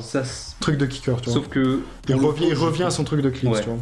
Mais pour le coup, tu vois, ce qu'on pouvait dire moins bien, sur... Ah, c'est moins bien, clairement. Mais ce qu'on pouvait dire sur le premier album, finalement, on le disait, bah, finalement, c'est surtout sur les trucs minimalistes où il déroulait à mort. Ouais. Mais là, je trouve que finalement, ça va en fait. Parce que, en tout cas, c'est moins dilué parce qu'il y a moins ça reste quand même un peu minimaliste. Ça reste minimaliste, mais Untouchable, oui. Mais un morceau comme More Famous Than Rich ou même l'intro... Tu vois, qui est un peu grandiloquente, etc. Mais après, c'est un peu à la King Push, tu vois. C'est un peu... En vrai, en réalité, l'intro, elle ressemble à King Push. C'est l'intro de Mani grandiloquente. Exactement. Un peu épique, etc. Il y a Didi aussi qui prod sur l'album. Je crois qu'il prod un morceau que j'adore. Crutches, Crosses, Caskets. All I see is victim. Trop bien ce morceau. Non, mais voilà, quoi. Le clip où il est sur un carrousel, il y a des cheveux, enfin, les chevaux du carrousel qui ont des masques à gaz sous le visage, t'as des espèces de nonnes qui sont en porte-jartel, enfin, et c'est hyper sombre avec un éclairage rouge, et t'as Pusha T qui est là, je crois, il a une veste en cuir, et il est hyper diabolique, il a une gestuelle. Exactement. Mais c'est un truc de fou, quoi. En fait, sur vraiment, Pusha T, je pourrais même pas la décrire, tu vois. Vraiment, Pusha T, mais faut le voir, on lui disait. Faut regarder les clips. Faut voir les clips et faut regarder les freestyles, c'est un diable, mec, c'est l'intenable. C'est ça, et il y a encore ce truc du dernier super-héros du rap, tu vois. All I see is victim, tu vois. Ouais. Encore ce truc un peu de vieux con, tu vois. Genre maintenant le rap c'est qu'un truc de victime, tu vois. Oui, il le dit en interview, je crois c'est à l'époque de My Name is My Name, il dit aujourd'hui le rap c'est devenu de l'émo, tu vois. Donc ça veut tout dire en fait. Ça veut tout dire. Fou un peu. Bon, je pense il faudrait un peu plus avancer finalement parce que. Il faudrait une dernière chose quand même, faut qu'on parle du dernier morceau. En effet, ouais, Sunshine c'est important. Si tu veux, je peux en parler parce que moi c'est un morceau que j'ai vraiment beaucoup aimé. Et c'est un morceau où il y a Jill Scott quand même, c'est important, chanteuse de Neo Soul, etc., qui était très présente sur les albums de Common, l'époque de Like Water for Chocolate, et même sur One Day It Will Make Sense, il me semble. Donc vraiment magnifique, etc. Et c'est un morceau qui, on va dire, un peu important, même chronologiquement, parce que c'est un morceau où il s'intéresse aux combats, on va dire, aux combats sociaux, etc., où il parle... En fait, c'est peut-être l'un des seuls morceaux de sa carrière où il parle pas de coke. Il en parle pas. Il parle de Freddie Gray. Il parle de Freddie Gray, etc. En fait, c'est tué par George Zimmerman. Exactement. Et en fait, c'est un morceau. Beaucoup de bruit à l'époque. C'est un morceau en fait qui encore aujourd'hui. Pas assez en tout cas. Ouais, mais qui est encore aujourd'hui, comment on peut dire, qui est encore d'actualité en fait. Donc, plus que jamais d'actualité. Plus que jamais d'actualité. Mais il y avait ce truc aussi, c'était en 2015, c'est l'année où To Pimp a Butterfly sort. Mais ça, je voulais en parler parce que. Pardon, je t'ai coupé peut-être la parole assez rapidement, mais c'est l'année pour dire que ça rentrait dans le truc rap conscient. Exactement. Un peu, voilà. Mais je voulais dire aussi parce que on le dit pas, mais King Push, c'est un album qui est un peu moins, qui a moins marché en fait que My Name is Manu. Mais il faut se rendre compte aussi que en 2015, c'est l'année où c'est peut-être une année à marquer une pierre blanche dans l'histoire du rap, tu vois. Je pense que c'est la meilleure année des années. T'as l'année prime de Future où il sort les DS2, 56 Nights. On fera une spéciale Future, c'est obligatoire. Ça, c'est obligatoire. On laisse ça de côté. Mais bref, il y a énormément d'albums qui sont sortis en 2015 et une année, d'ailleurs, que même pour le rap français, très importante. Enfin, Nero Nemesis, il y a PNL qui arrive. Le bruit de mon âme. Le bruit de mon âme. Et tu rigoles, mais moi, c'est un album. Non, mais c'est un album, moi j'aime bien aussi. Et bref, donc finalement, c'est peut-être un album qui a moins parlé. Et Making Push, c'est un super album, moi c'est un de mes albums préférés de l'année 2015 aussi. Ah ouais, non, mais c'est un très bon album. Il est dans mon top. Mais voilà, je tiens à resituer quand même que voilà, c'est un album qui a un peu moins marché que les autres, mais je pense qu'il est bizarre, clairement meilleur. Ils avaient aussi fait, clairement meilleur, clairement plus cohérent. C'est ça qui est réussi, c'est beaucoup plus. C'est-à-dire que là, l'esthétique minimaliste sur My Name Is My Name, ils étaient pas allés au bout, alors que là, le truc blasphématoire, ça va, infernal, c'est sombre tout l'album. C'est exactement. Même le dernier morceau Sunshine, quoi, c'est mélancolique. Ça s'appelle Sunshine, mais en réalité, c'est. Bah oui, en fait, c'est le soleil qui prend du temps à arriver. Hein, puis même. C'est une image assez simple, mais. Voilà. Donc après, finalement, il faudra attendre. Il se passe des choses après. Il se passe des choses. Bah là, je pense que c'est le moment où on pourra le plus parler. En tout cas, peut-être l'un des moments les plus importants de la carrière de Pusha T, c'est le troisième album. C'est ça. Mais entre les deux, il se passe quand même beaucoup de choses. Il se passe beaucoup de choses. Enfin, je veux dire, en fait, King Push devait sortir. Parce que c'était un prélude. Là, l'album dont on parle, c'est un prélude. Et donc, King Push devait sortir. Il envoie des singles. Il envoie Drug Dealers Anonymous avec Jay-Z. Jay-Z qui est franchement génial. Morceau de malade. Il envoie Circles avec Ty Dolla $ign et Designer, qui est super aussi. Qui est un bon morceau, ouais. Où Designer fait du futur. Ouais, bon, comme d'hab. Et il envoie un freestyle qui s'appelle IGTV Freestyle. Ça, c'est chaud, ça. On en reparle un peu après, parce qu'il y a des choses très importantes dedans, avec une prod de Mike Will Made It, mais un truc de minimaliste. Encore, mais sur ça, il déroule. Mais c'est sa spécialité. Ouais. Et d'ailleurs, je te coupe vite fait, mais c'est d'ailleurs important. Enfin, pour parler un peu qu'il devient encore plus haut, en tout cas au niveau pop, c'est qu'en 2017, il fit quand même sur l'album Linkin Park. Ah oui, c'est vrai. Ouais. C'est drôle. Linkin Park, ouais. Mais il avait déjà fait un remix d'un de leurs morceaux, je crois que c'était I'll Be Gone. Bah, c'est de la pop, quoi. En fait. C'est le moment où Linkin Park devient. Ouais, c'est le moment déjà très pop, mais tu vois ce que je veux dire. De la pop, ouais, c'est ça. Ouais, c'est sur leur dernier album. Donc c'est comme pour dire que Pusha T, il touche à d'autres gens, tu vois. Il fit aussi d'ailleurs. Après, il a toujours été proche aussi des. Ah non, du délire rock, tu vois. Nerd. Je suis d'accord, nerd de rock, tu vois. Ouais. Le son de Neptune, c'était du son rock, tu vois. Grave, mais je trouve c'est important quand même de le dire. Il fit aussi en 2016 sur Bobby Tarantino de Logic. Ouais. Enfin, il fit sur vraiment beaucoup de. À cette époque-là, il fait beaucoup de feats. Il fait des feats. Attends, 2016, il y a quoi en 2016 qui sort? Franchement, de tête, je pourrais même pas te le dire, mais il y a beaucoup de sons en tout cas. Il fit avec Designer sur l'album de Designer. Exact aussi en plus. C'est le morceau de Jet que. Parce que Designer, c'est lui qui a signé sur. Il a signé Designer sur Good Music. Ouais. D'ailleurs, il dit qu'en tant que président de Good Music, c'est sa plus grande fierté. Ouais. Bon, on va pas en parler. Il a pas sorti grand chose. C'est peut-être un peu compliqué, ouais, Designer, la carte Designer. Mais bref, je pense que c'est important d'avancer parce que 3 ans après, finalement, après King Push, on va dire, il sort Daytona, son troisième album. Bon, classique. Faut resituer, je vais resituer en fait tout ça parce que Daytona, c'est un album qui sort à une époque un peu on va dire un peu étrange pour Kanye West en tout cas, parce que prolifique, très prolifique, parce qu'il faut savoir, il me semble c'est en 2016, 2015, 2018. Non mais 2016 il sort Life of Pablo il me semble. Oui. Et après ça il va en hôpital psychiatrique, bref. Ouais, c'est ça. Et il ressort, bref voilà, on connaît toutes les. Avec des séquelles qui sont encore visibles peut-être. Voilà. vu que ce qu'il dit ces derniers temps. Mais... Et c'est un peu l'époque où Kanye West dit des dingueries vraiment. Et mais musicalement, c'est un moment très important dans sa tête, c'était chaud. Ouais. Puis c'était un moment très important pour la carrière de Kanye West parce que on va dire, il relance un peu le Good Friday. Et Good Friday. Ouais, il relance son ambiance. Mais en fait, avec des albums, il le fait. Ouais, mais c'est ça. Et en fait, il y a ce qu'on appelle les sessions Wyoming aujourd'hui, en fait. C'est ça. Et c'est en fait le moment où il va sortir. Où Kanye West va sortir finalement sur Good Music en tout cas, il va sortir plusieurs albums où il va tout produire. Voilà, il y aura un album de Pusha T, un album de Kid Cudi, un album de Taina Taylor, un album de Nas, ouais. Et c'est tout il me semble. Donc ça fait déjà, il y a un album de Kanye aussi, lié.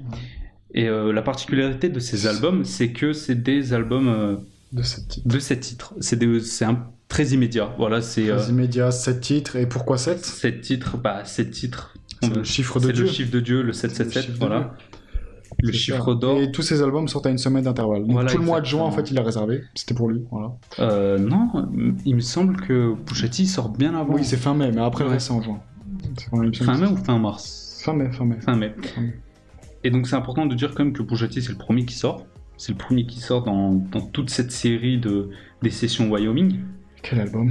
Et quel album pour quel album. Et je pense que bon là on va en parler, mais faut aussi dire juste avant de rentrer dans le vif que l'album a pris du retard, 3 ans arrivé, parce que Pusha T était aussi vachement engagé en politique, quoi. Enfin, il y avait toute l'histoire avec Trump et tout. Il était à fond dans le soutien d'Hillary Clinton. Bon, ils ont perdu, et du coup voilà, après il s'est remis vraiment dans la musique et ils sont allés au Wyoming. En fait, l'album King Push était prêt. Voilà, c'est ça. Et après Kanye écoutait l'album, il a dit non mais ça en fait ce sera mieux si je produis tout. Exactement. Donc ils ont enlevé tous les beats. Certains des textes sont restés quand même. Oui. Mais voilà, donc tous les singles qu'on a, ils sont pas sur l'album.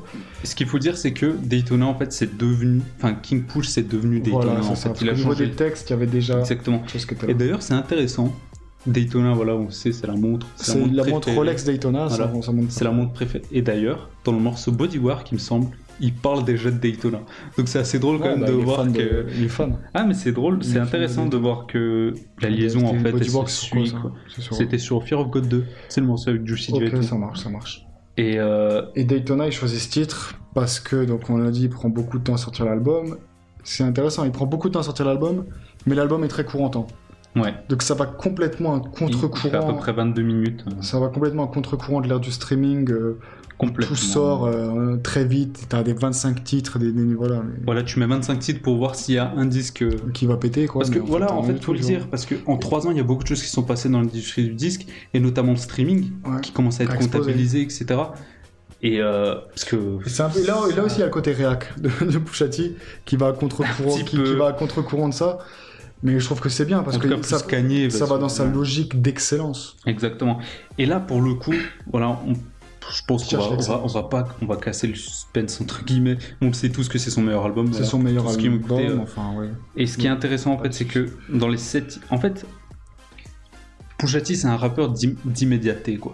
Et 7 titres pour lui en fait c'est complètement parfait. Et puis les morceaux font pas plus de 2 minutes 30 je crois, 3 minutes 30 chacun. Ouais voilà c'est ça. Le plus long morceau c'est 3 minutes 30. Ouais c'est ça. C'est parfait. Le meilleur morceau sans Tarel, je crois qu'il fait même pas 3 minutes. Le meilleur morceau pour toi mais... Non c'est peut-être le meilleur morceau. Non c'est le meilleur morceau. C'est vraiment bien.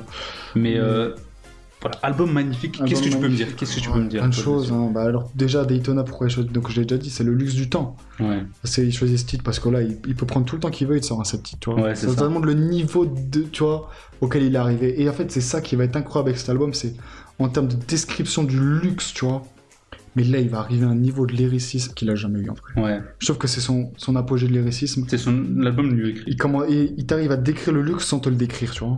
Je veux dire, je sais pas comment le dire, tu vois, mais genre, il a des punchlines où il dit We don't need a globe to show you the world is ours, tu vois. Ouais, on n'a pas besoin d'un globe pour montrer que le monde est à nous, tu vois. Je veux dire, pas de bijoux sur nous, mais on est plus riche que tout le monde, en fait. Ouais, c'est un peu ça. C'est un autre niveau, tu vois. Et c'est plus le mec de street. C'est ça, tu vois, c'est plus le bling bling, tu vois. C'est non, maintenant c'est la richesse, tu vois, mais le truc d'aristocrate limite, tu vois. Et je veux dire, il a des images de malade, il dit ouais, caviar, facials, remove toxins, tu vois. Ouais. Il a dit ouais, je fais des masques. Je fais des masques au caviar. Des masques au caviar pour enlever les toxines, tu vois, de la drogue que j'ai pris. Enfin, c'est incroyable. Et en vrai, puis il y a un truc qui est important de dire, c'est quand même la pochette. La pochette, c'est très important, la pochette. Tu veux que j'en parle? Vas-y, je te laisse en parler. Parce que quand même, c'est important. Kanye, c'est Kanye qui a eu l'idée pour cette pochette, en tout cas de ce qui nous est parvenu. Et la pochette, c'est en fait une photo de la salle de bain de Whitney Houston au moment où elle est décédée. Et non, c'est pas au moment où elle est décédée. Non, c'était un autre moment. C'était un autre moment, ou en tout cas... C'était chez elle. Ou en tout cas, c'est très... Voilà. Enfin, il y a de la drogue partout sur le comptoir. Et on sait que Whitney Houston... Whitney Houston est morte en 2012, d'une overdose de cocaïne. Et dans sa baignoire. Et en vrai, on peut dire que c'est presque cruel, quoi. C'est cynique parce que Pusha T parle de coke.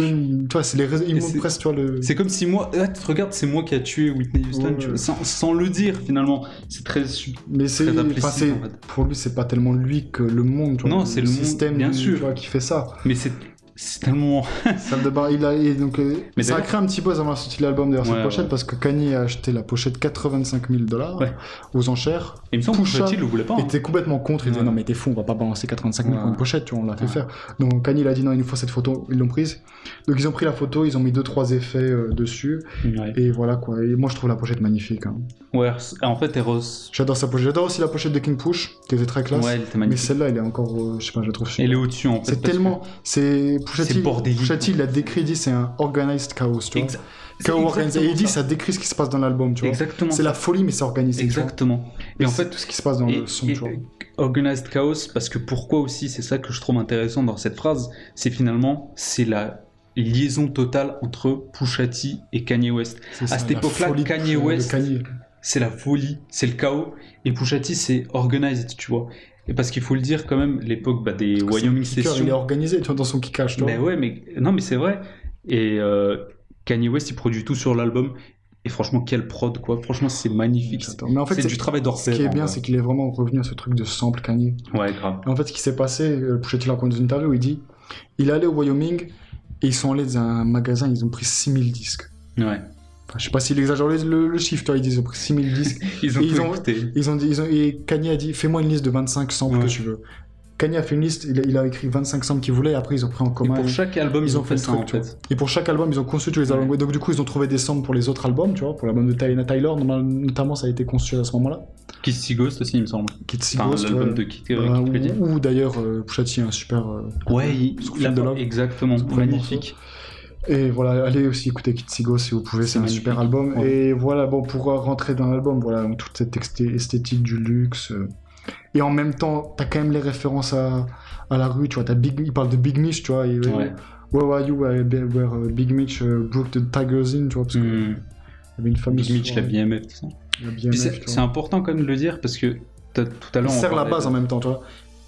Ouais, c'est ça. Il sert toujours les fans. C'est ça, exactement. Il a toujours les rêves qu'il faut pour les gens qu'il faut. Exactement. Et d'ailleurs, si vous regardez un peu les lyrics de Pusha T, c'est un truc, c'est crypté, tu vois. Je veux dire, c'est-à-dire que tu peux pas tout comprendre si t'as pas les rêves. Ouais, il y a tellement de... C'est un rap de cocaïne. Ouais, voilà, si tu connais pas le truc de la coke, tu peux pas comprendre. Tu vois. Puis musicalement, c'est intéressant comme album parce que tout à l'heure, on parlait de My Name is My Name, King Push, etc. C'est des albums qui possèdent énormément de feats. Et pour ce qui est de celui-là, il y a que 2 feats. Il y a Kanye West et Eric Ross. Et Eric Ross sur Hard Piano. Super. Et donc c'est important de le dire que finalement Kanye West il laisse la place à Pusha T pour qu'il rappe, et qu'est-ce qu'il rappe merveilleusement bien sur ce disque quand même. Je pense au premier morceau If You Know You Know qui était le seul single où il rappe, mais c'est facile pour lui en fait ce genre d'exercice. Incroyable. L'instru est magnifique. Une espèce de trompette, je sais pas ce que c'est, une alarme, tu vois. T'as l'impression que c'est une alarme qui se déclenche. Et t'as cette sensation de panique qui est souvent très présente dans la musique de Pusha T, tu vois. Ouais, c'est ça. Et t'as cette sensation de panique et il est en bout de course. Il est en bout de course, tu vois. Il te prend, tu vois. C'est trop bizarre. Puis le morceau avec Rick Ross est totalement. Ça, c'est un morceau de Rick Ross, par contre. Ça ressemble à un morceau de Rick Ross, je suis d'accord. Mais bon morceau de Rick Ross, hein. Ouais, mais le morceau est magnifique parce qu'en réalité, tout ce que tu disais tout à l'heure sur le luxe, etc., il le symbolise totalement en fait. Et puis Rick Ross envoie un bon couplet. Ouais, Rick Ross il envoie un très bon couplet, je suis désolé. Puis en vrai, on peut dire ce qu'on veut, mais je trouve presque que c'est leur meilleure collaboration ensemble en fait. Avec Millions, pour moi, c'est leur meilleure collaboration. Ça joue avec Millions, Je voulais aussi parler du morceau en fait qui est central de cet album, qui est Santeria. Il faut en parler. Santeria, c'est magnifique. Vraiment, c'est un morceau où il parle en gros surtout de la mort de l'un de ses road managers, il me semble. Il parle de religion aussi. C'est ça, il parle énormément de religion. Il a une phrase qui est intéressante. Je pense à un culte religieux, c'est ça. Ouais, exactement. Et il a une phrase qui se trouvait intéressante et qui résume bien son rapport à la religion. Il dit The Lord is my shepherd, I am not a sheep. Ouais, c'est ça. Ça veut dire le Seigneur, voilà, est mon guide, mais je suis pas un mouton, tu vois. T'as presque l'impression qu'il croit pas en Dieu. Parfois, c'est très bizarre. Non, mais il croit en Dieu. Enfin, je veux dire, en tout cas, je sais, mais c'est. Enfin, selon lui. Selon sa musique, c'est ça. Et ce qu'il dit, mais c'est franchement, c'est. Santeria, c'est magnifique. Il y a un moment où la prod s'arrête tout un temps. Il me semble que c'est Shake qui chante. C'est ça. T'as vraiment l'impression que c'est une descente de cocaïne. T'as l'impression que tout ton corps il s'illumine. Enfin, c'est extrêmement bizarre. Ça devient lunaire. T'as l'impression que ton corps entier il devient de la coke. Non, mais vraiment, t'as l'impression que ton corps il fond. C'est abusé. Et je crois que c'est ce moment-là où il parle de son manager qui est mort poignardé. Ouais, exactement. Devon, mort en 2015. Et là, c'est intéressant, c'est un des rares moments où on entend Pusha T avoir de l'émotion pendant un morceau. Ouais, grave. Et il dit I'm dealing with heartbreak, tu vois. Je veux dire, là, il parle vraiment, voilà, ça le touche. C'est quelqu'un avec qui il a fait toutes ses tournées, Devon, qui était aussi le manager de Nicki Minaj et de Fabolous. Exact. Et voilà, quoi. C'est un morceau qui parle de ça et donc du rapport à la religion face à la mort d'un proche. Exactement. Et je pense qu'il y a un morceau, en tout cas on est complètement d'accord sur ça, il y a un morceau qui est très important sur ce disque, c'est le dernier, c'est Infrared, parce que finalement on aurait bien pu parler énormément de Daytona, on a énormément de choses à dire, mais on a un peu il faut qu'on avance, un peu plus. Et il y a un morceau qui est très important, c'est le dernier, qui s'appelle Infrared. C'est super important, Infrared. Infrared, c'est vraiment très important, parce que c'est un morceau où en fait... Pusha T Rex et compte. Et le morceau d'avant, c'est What Would Nick Do, que ferait Mick, en référence à Meek Mill, tu vois. Meek Mill qui a eu un clash avec Drake. Et on en parle, ça. Et Kanye termine le morceau en disant How do you respond? Ouais, c'est Comment tu réponds aux haters, tu vois. et ben on voit comment il répond sur le morceau d'après, tu vois, c'est un clash à Drake. Infrared, mais pas tellement en fait. Infrared, c'est surtout un morceau où on en a parlé un petit peu par bribes, parce qu'on voulait, en fait, dans cette partie-là, maintenant on va s'intéresser finalement au clash qu'a eu Drake dans sa carrière. Et en fait, finalement, Infrared, c'est un morceau qui répond, qui clash surtout Birdman en fait. Birdman qui est le chef de Cash Money, le PDG, etc. Et là, il faut faire une rétrospective. Là, ça va être assez long. Ouais, mais c'est jouable. Alors, donc, finalement... Donc, dans Infrared, en fait, Pusha T s'attaque à Drake, il parle de ghostwriting, tout ça, et il évoque donc Birdman. Birdman qui ne paye pas ses artistes, et il dit Oh, now it's okay to kill baby. Ouais. And they act like I really kill a baby, tu vois, comme si j'avais... Parce que j'avais vraiment tué Baby fait, en référence ça, c'est une référence Birdman. à Birdman. Et donc il dit maintenant c'est ok de tuer Birdman, tu vois. Mais moi quand je dénonçais que Birdman payait pas ses artistes, on me disait ouais tu tues vraiment un bébé, tu vois, c'est ça le jeu de mots. Et il parle de ça parce que Rick Ross a fait un morceau qui s'appelle Idols Became Rivals, voilà, sur son dernier album. Où il tisse Birdman et oui, voilà. Qui est un morceau magnifique. Un morceau incroyable. Et où il défend Lil Wayne et DJ Khaled qui étaient pas payés. Et voilà. Bon, après, je pense que si les gens en ont voulu à Pusha T à l'époque, c'était parce qu'ils clashaient Lil Wayne en même temps. Voilà. Ouais. Bon. Parce que ça, ils font. Ouais, là, c'est le moment de. C'est intéressant d'en parler. Je pense qu'on devrait commencer parce que voilà, on parle de Infrared qui est un morceau. Voilà, notamment sur Birdman, et où tu le dis très bien, et ça on en reparlera un peu après, parce que c'est quelque chose de très important dans la carrière de Pusha T, c'est le clash avec Drake, mais il faut savoir qu'un clash avec Lil Wayne avait débuté finalement au début des années 2000, c'est ça. Lorsque Clips existait, et d'ailleurs c'est très intéressant parce que dans le Drink Champs, qui est on va dire l'émission de Noriega, il avait invité Lil Wayne, il me semble que c'était en janvier ici. Et Lil Wayne disait qu'il savait pas comment ce clash avait débuté. Personne ne sait comment ça a débuté. Enfin, il y a plusieurs versions. Il y a plusieurs versions, mais en tout cas la version la plus, en tout cas qui ressort le plus, c'est que une fois les Clips avaient fait un morceau avec Birdman, et la prod était des Neptunes. What Happened to That Boy, c'est comme ça le morceau. Et ce qui est bon dit, morceau c'est que, d'ailleurs. ouais, c'était un bon morceau. Et ce qui est dit, c'est que Birdman n'avait pas payé le Neptunes, et à partir de là, en un sens...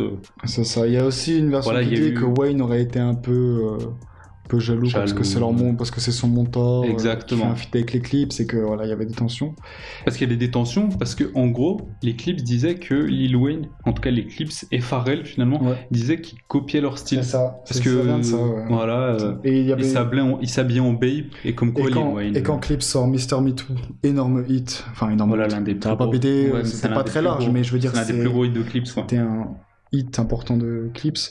Mr. Me Too, donc il disait ouais, tu fais que de nous copier, mais il parlait à personne, enfin il disait pas de nom, et Wayne l'a pris pour lui. Ouais.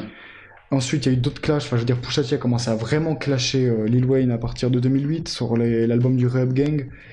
Donc voilà, il lui dit je vais te faire orphelin, tu es en Birdman, enfin des trucs comme ça. Mais le clash, il commence vraiment, enfin il commence et il termine un peu près en même temps, avec le morceau Exodus 2012, 23.2.1 qui sort en 2012. Oui. Et là... un morceau... je crois qu'il fait partie des 10 les plus importants. 10 les plus importants de l'histoire, enfin, en tout cas des années 2010. Ouais. Et donc voilà, donc en fait il clash Lil Wayne, Birdman et Drake. Sans dire leur nom. Ouais. En fait il attaque les trois, il attaque tout le monde en même temps, et donc en gros ce qu'il leur reproche c'est d'être des faux en fait. Ouais. C'était des faux de faire semblant d'avoir... C'est des faux bloods, etc. Voilà, et puis même, toi, t'es même pas payé, tu vois. Je veux dire, c'est ça, en gros, il l'attaque, il dit t'es même pas payé, tu fais le malin. En gros, c'est ça, il dit que c'est un bouffon, quoi. Et il attaque Drake aussi, il dit, ouais, t'es signé à un mec, qui eux sont signés à 2 mecs, et qui eux-mêmes sont signés à 3 autres mecs. Donc en gros, t'es en dessous de l'échelle, quoi. Ouais, pourquoi tu parles. C'est ça qu'il dit à Drake. Il s'adresse à Drake comme ça, et donc c'est là que le clash avec Drake commence, en fait. Exactement. Parce que ça vient dans le clash avec Lil Wayne, voilà, parce que Drake est le petit de Lil Wayne, en quelque sorte, je veux dire. Oui, bah clairement. C'est Lil Wayne qui a mis Drake en place à Cash Money. Enfin, entre guillemets, il a signé. Et ouais, attention, je dis juste que par rapport à la référence, par rapport à Exodus, tu vois. Exodus, donc c'est l'Exode, tu vois, c'est la Bible, et donc le passage donc qui est 23.1 d'où vient le titre du diss track, c'est tu ne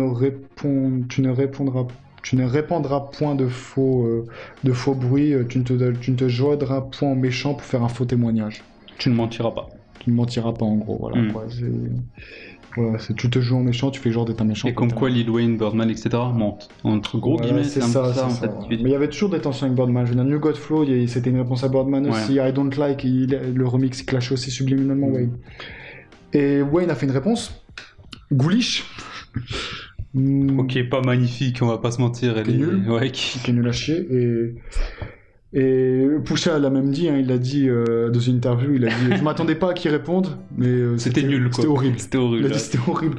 Et c'est vrai que franchement c'est une réponse des punchlines pipi caca, l'instru elle ressemble à rien. C'est l'époque où Lil Wayne. C'est triste parce que Lil Wayne c'est un grand rappeur, mais là sur ce morceau-là, bon il a pas assuré.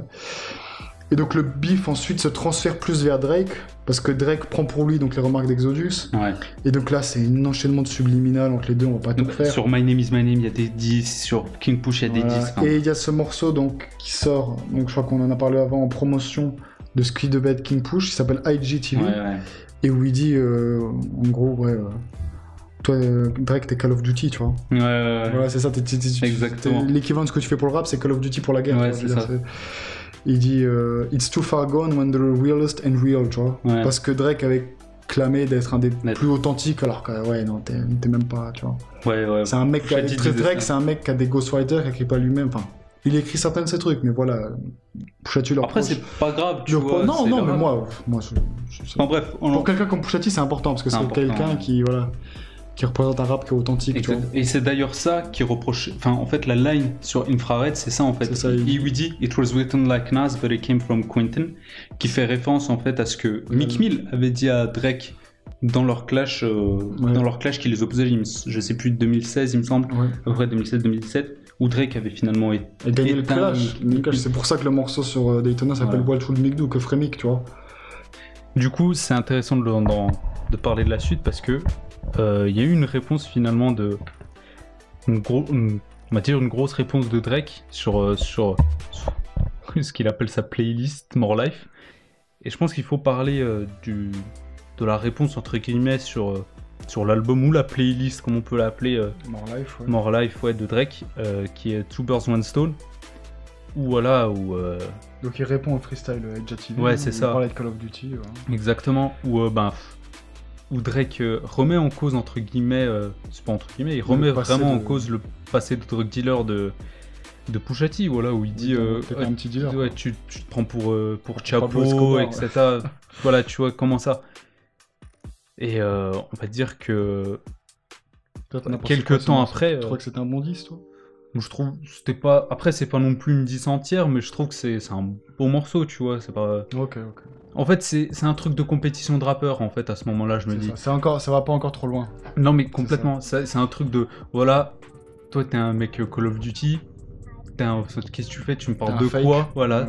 Ah bah toi aussi, mais toi, quand tu me parles, pourquoi tu te prends pour... Ça va pas très loin. Voilà, c'est un truc de 10, c'est un truc de rappeur, etc. Sauf que, voilà, comme on parlait de Infrared... Infrared arrive sur l'album de Pusha T, Daytona. Et donc, il dit des trucs... Parce qu'en vrai... On peut le dire ça, parce que c'est ce que... Donc il revient sur le passé de Ghostwriter, le passé... Qui a eu des... Sur parce que l'utilisation de Ghostwriter par Drake, donc voilà, après... il n'écrit pas tous ces textes, donc pour Pusha T c'est grave. Voilà. Mais c'est une phrase, c'est deux phrases je crois dans le morceau. Ouais, après il y a la phrase aussi où il dit... Believe in myself and the calls and Kendrick, tu vois, où il parle de en gros, je crois pas en toi Drake, t'es qui, tu vois. C'est pas au même niveau que c'est ça. Et 24 heures après l'album, vraiment, il y a une réponse de Drake depuis Freestyle, et qui pour le coup est vraiment un bon morceau. Un bon clash, Et vraiment un bon morceau. Parce que voilà, il faut quand même en parler, je pense, un petit peu rapidement, mais c'est que, on en parlait tout à l'heure, mais Drake a eu un gros clash avec Meek Mill, où il a malheureusement pour Meek Mill en tout cas, il a enterré Meek Mill, faut se le dire très clairement. C'est ça. Parce que Meek Mill n'avait pas performé en fait, faut se le dire très clairement. Drake avait balancé vraiment super fort Drake a gagné le sur Meek Mill. Pas de discussion. Voilà, il a gagné le bif. Et Meek Mill existe encore quand même. Non mais il existe encore, mais il a gagné, voilà. Sauf que dans Depuis Freestyle, voilà, c'est un bon morceau, il dit t'es même pas top 5 dans ton label. T'es même pas top 5 dans ton label.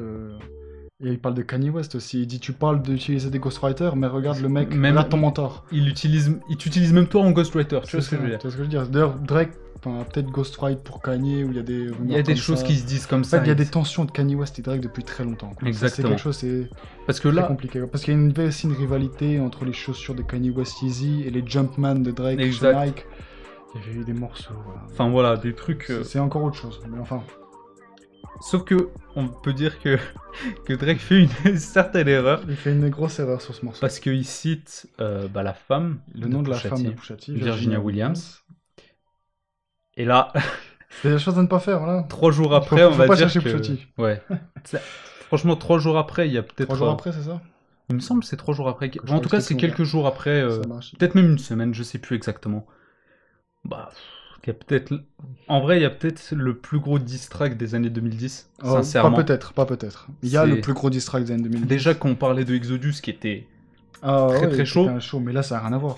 C'est une Story of Adidon, c'est... Moi, je me rappelle le moment où c'est sorti. C'était... Enfin bref, on en parle. C'est un morceau traumatisant. Donc ça s'appelle The Story of Adidon, l'histoire d'Adidon. Alors pourquoi déjà? Alors Adidon, c'est le nom du fils de Drake. Mais pas... Non. Pas ça. Adidas, c'est le nom de la marque. C'est de la collab qu'il devait y avoir entre Adidas et Drake. Le fils de Drake, c'est Adonis. Adonis, exactement. Voilà, donc en fait, Drake a un fils qui s'appelle Adonis, qu'il a caché au grand public. Qu'il a caché, qu'il aurait avec une pornstar. Qu'il a eu avec une pornstar, Sophie Brousseau, française. Après, je tiens quand même à dire, Sophie Brousseau n'est pas une pornstar. Hein. Donc, d'accord. C'est une femme qui a fait juste des... qui a été dans des clips, ses vidéos, etc. Une big scène, etc. Mais elle n'a jamais fait de films pornographiques, etc. Et bon, mais je crois qu'il dit pornstar dans le... Il le dit, mais on en pensait, mais c'est pas le cas, tu vois, c'est pas le cas. En tout cas, il a un fils qui cache, il parle de choses... Il parle même que son père ne s'est jamais marié avec sa mère. Ouais. Il parle de choses vraiment très cruelles. Il y a vraiment la fin du morceau. Il y a 1000 choses à dire sur ce morceau. Il y a trop de trucs à dire. On va prendre de l'ordre. Alors déjà, la cover du single, c'est Drake, jeune, il devait avoir 12 ans, quelque chose comme ça, je sais pas. Je sais pas, en tout cas, peut-être un peu très plus jeune. Qui fait une blackface. Ouais. Donc blackface, pour ceux qui savent pas, voilà, c'est se peindre le visage en noir, voilà. C'était un truc un peu raciste. Enfin, pas un peu. C'est raciste. C'était une sorte de déguisement raciste, voilà, ou dans les films à Hollywood, voilà, dans les années 20. Non, mais c'est raciste. Enfin, oui, non, mais bien sûr. Mais je veux dire, historiquement, c'est un passé qui est lourd, tu vois. Blackface, tu vois. Donc je veux dire, c'est quelque chose qui se faisait, voilà, les années 20 au cinéma, voilà. On prenait pas d'acteurs noirs, on peignait le visage en noir. Et donc ça, il y a une photo de Drake avec une blackface qui circule et qui sort sur... C'est très compromettant, quoi. Ah bah c'est plus que compromettant, surtout que... Enfin voilà, il remet même le côté... voilà. En gros, t'es même pas un vrai noir, tu vois. Je veux dire, il dit, toi, si t'as peur de laisser pousser tes cheveux parce que ta fro, elle serait pas assez frisée, tu vois, il dit ça, tu vois. Et puis donc il y a tout ce côté-là, quoi. T'es pas authentique, tu fais pas vraiment partie de la culture, quoi. Et puis le truc qui a choqué tout le monde, c'est qu'ils sortent l'enfant, quoi. Déjà la blackface, c'est vraiment très compliqué déjà à défendre. Déjà dès la cover, il met Pusha T il met Drake dans une situation où il peut pas s'en sortir. Tu peux pas le défendre. Il s'en est sorti parce que c'est une grosse star, mais... Et puis il y a quoi d'autre? Ouais, donc l'enfant caché, et ça c'est... L'enfant caché, ça c'est vraiment dur. Drake a un public féminin qui est très important, tu vois. Donc mais surtout que c'est quand même... Parce que je crois que c'était en début d'année 2020, Sophie Brousseau sur son... parce qu'il dit en gros le... Instagram de cette femme, elle a quand même posté des photos avec Drake et son fils. Ah ouais. Donc finalement... Aujourd'hui, mais il l'a forcé à être un bon père. C'est ça, un bon père. En tout cas, à reconnaître son fils. C'est ça. C'est un truc quand une 10 fait ça... Ah ouais, là, le mec, il a changé sa vie. Hein. Non mais c'est n'importe quoi. Enfin, à quel moment futur reconnaît... Non, bref. Reconnaît tous ses enfants, quoi, tu vois, c'est comme si on faisait ça. Ouais, non mais là, oui, bon là, on n'a pas fini. On a 25. Bref. Mais non, mais c'est vraiment... C'est une diss hyper violente et hyper bien écrite, hyper... Parce que... Et il reprend l'instru de The Story of O.J. Ouais, c'est ça, j'allais dire. De Jay-Z. Donc là aussi, Story of O.J., c'est un morceau sur l'histoire afro-américaine. C'est un truc vraiment culturel fort, quoi. Tu vois, je veux dire, ça marque la culture afro-américaine. Et là encore, tu vois, c'est pour mieux exclure Drake de cette culture-là, tu vois. Il l'attaque encore plus, c'est vraiment... Ouais. C'est ça. Et le flow est hyper posé, hyper calme, truc de psychopathe, tu vois. Parce que il balance tous ces dossiers hyper tranquillement, tu vois, avec des jeux de mots. Parce que c'est vraiment l'attitude du depuis freestyle, c'est vraiment ça, ton clash, tu vois. Ouais, c'est marrant. Vas-y. C'est marrant, tu vois. Ouais, c'est ça. Et le dernier truc qui a choqué tout le monde dans ce morceau, c'est que Pusha T se moque de OVO 40, qui est le... Ouais, no, 40 Shady, ouais. qui est le producteur de Drake, le meilleur ami en fait. Qui est de la sclérose en plaques et qui c'est une maladie quand même grave quoi. Il peut en mourir. Bah il peut en mourir. Et il se manque de est ça vraiment et il super fait cruel. et il dit OVO 40 inches like he 80. Ouais, tic tic tic. Ouais. How much time does he got now? The man is sick. C'est vraiment. C'est vrai. vrai, il y a combien de temps il lui cruel. reste? Tic tic tic. Il fait le bruit de l'horloge. Enfin, c'est diabolique. Ouais. C'est diabolique. Mais beaucoup de gens étaient un peu tombés sur... Ouais, ils ont dit là ça va trop loin. Après, c'est le jeu, tu vois, j'ai pas envie de Après, c'est défendre. Drake qui a envoyé le nom de la femme de Puis Pusha T pourquoi- sans raison en plus, ça sert à rien Ouais. dans le depuis freestyle. Ouais, mais aussi pourquoi? Parce que. Pourquoi il attaque Forty? Parce que aussi, il faut voir que Drake, avant, il attaquait aussi Kid Cudi sur sa maladie de dépression, C'est sur ça. son suicidaire, etc. Et voilà, Kid Cudi, c'était un mec qui était à goût de médicaments, c'était proche proche de de Pusha T, etc. Il le sent encore. Donc, ça. Voilà, en fait, finalement, ça fait vraiment goût de musique contre Cash Money, presque, en c'est fait. ça. Mais c'est ça, après, Même il a si fait... Cash Money sont... Pusha T a fait beaucoup d'interviews après le clash pour s'expliquer. Et chez Joe Budden notamment, il a dit non mais de toute façon, il n'y a pas de règle dans les clashs. Quand c'est C'est la ça. guerre, c'est la guerre. Et c'est jamais on tue pas toute l'équipe. C'est ça. Quand tu t'attaques à quelqu'un, tu tues toute l'équipe. C'est ça. Voilà, c'est une mentalité de guerrier quoi. C'est vraiment un truc de rappeurs des années 2000 Ah, bah, c'est en ça. vrai. Mais en fait, c'est là où on a vu la différence entre Drake et Pusha T, tu vois. Drake il s'en fout, tu vois, je veux dire. Parce Enfin, que... Pusha T il s'en fout, je veux dire. Tu Ouais, parce qu'il l'a ramené à un autre niveau, Pusha T, tu vois. Enfin, même Drake, en citant la femme de Pusha T, il l'a amené à un autre niveau. vois. Sauf que là, ce qu'il fait sur ce morceau, Ouais. waouh, tu vois, Et- c'est vraiment... Et d'ailleurs, pour l'anecdote, C'est dur, quoi. comment Pusha T a su pour l'enfant caché de Drake. Ouais, Donc ça, il l'a dit en interview. Bon, déjà, il l'a dit en interview, tu vois. Bref. C'est que c'est OVO 40 qui avait des relations avec une femme, en gros. ouais. Et des discussions d'oreiller, voilà. On fait que cette personne a su pour A l'enfant su de Drake. pour l'enfant de Et Drake. c'est elle qui l'a dit à À Pusha T. Pusha, ouais. Et voilà, donc c'est OVO indirectement, voilà, qui a donné l'info. C'est vraiment dur. Et Il connaît tous les bruits de couloir, tu vois, il est partout. même à la fin, il fait référence tu sais, à Cameron quand il s'était en bif, etc. Enfin, C'est ça. it's gonna be a hot summer Lui, et il tout. dit ça mais va être un été chirurgical. chirurgical, ouais. C'est ça. Non, mais Volume c'est- 1, il a dit. Ouais, Volume volume 1. one. Ça veut dire si tu m'envoies encore un 10 après, je peux t'envoyer Sauf autre que chose, le- tu vois. Sauf que voilà, tu dis exactement bon, sauf qu'en fait, le clash a finalement été arrêté assez vite par quelqu'un de très puissant dans le rap, qui est dans le Jay rap Prince. américain, qui est Jay Prince, qui est le fondateur de Rapelote, label légendaire de Houston, qui avait les Ghetto Boys, il a sorti des albums solo de Pimp C, Bun B, etc. Bref, quelqu'un très très important dans le rap, et c'est d'ailleurs lui qui a découvert Drake, et qui l'a amené à Birdman, etc. Ok. Et donc finalement il a fait en sorte que le clash s'arrête parce que si ça continuait, ça allait en tout cas compromettre la carrière de parce que Drake, même Drake, il etc. peut pas se permettre de dire les mêmes choses que Pusha T en fait. Parce que Pusha T il a rien à perdre. Et Drake, c'est une pop star. C'est ça. Drake, c'est une pop star. Il peut pas aller dire des trucs trop sales, sinon ça va, tu vois, ça va Bah, entacher son image. exact. Déjà là, ça Ça avait commencé. ça lui a fait du mal, mais en final, aujourd'hui, voilà, Drake il va encore sortir un album, ça va être un succès, il y a aucun. Puis il avait dit Ça va rien faire à sa carrière, mais en tout cas, voilà quoi. ça l'a ébranlé à cette époque, mais En tout cas, je pense que pour le public rap, ça va quand même.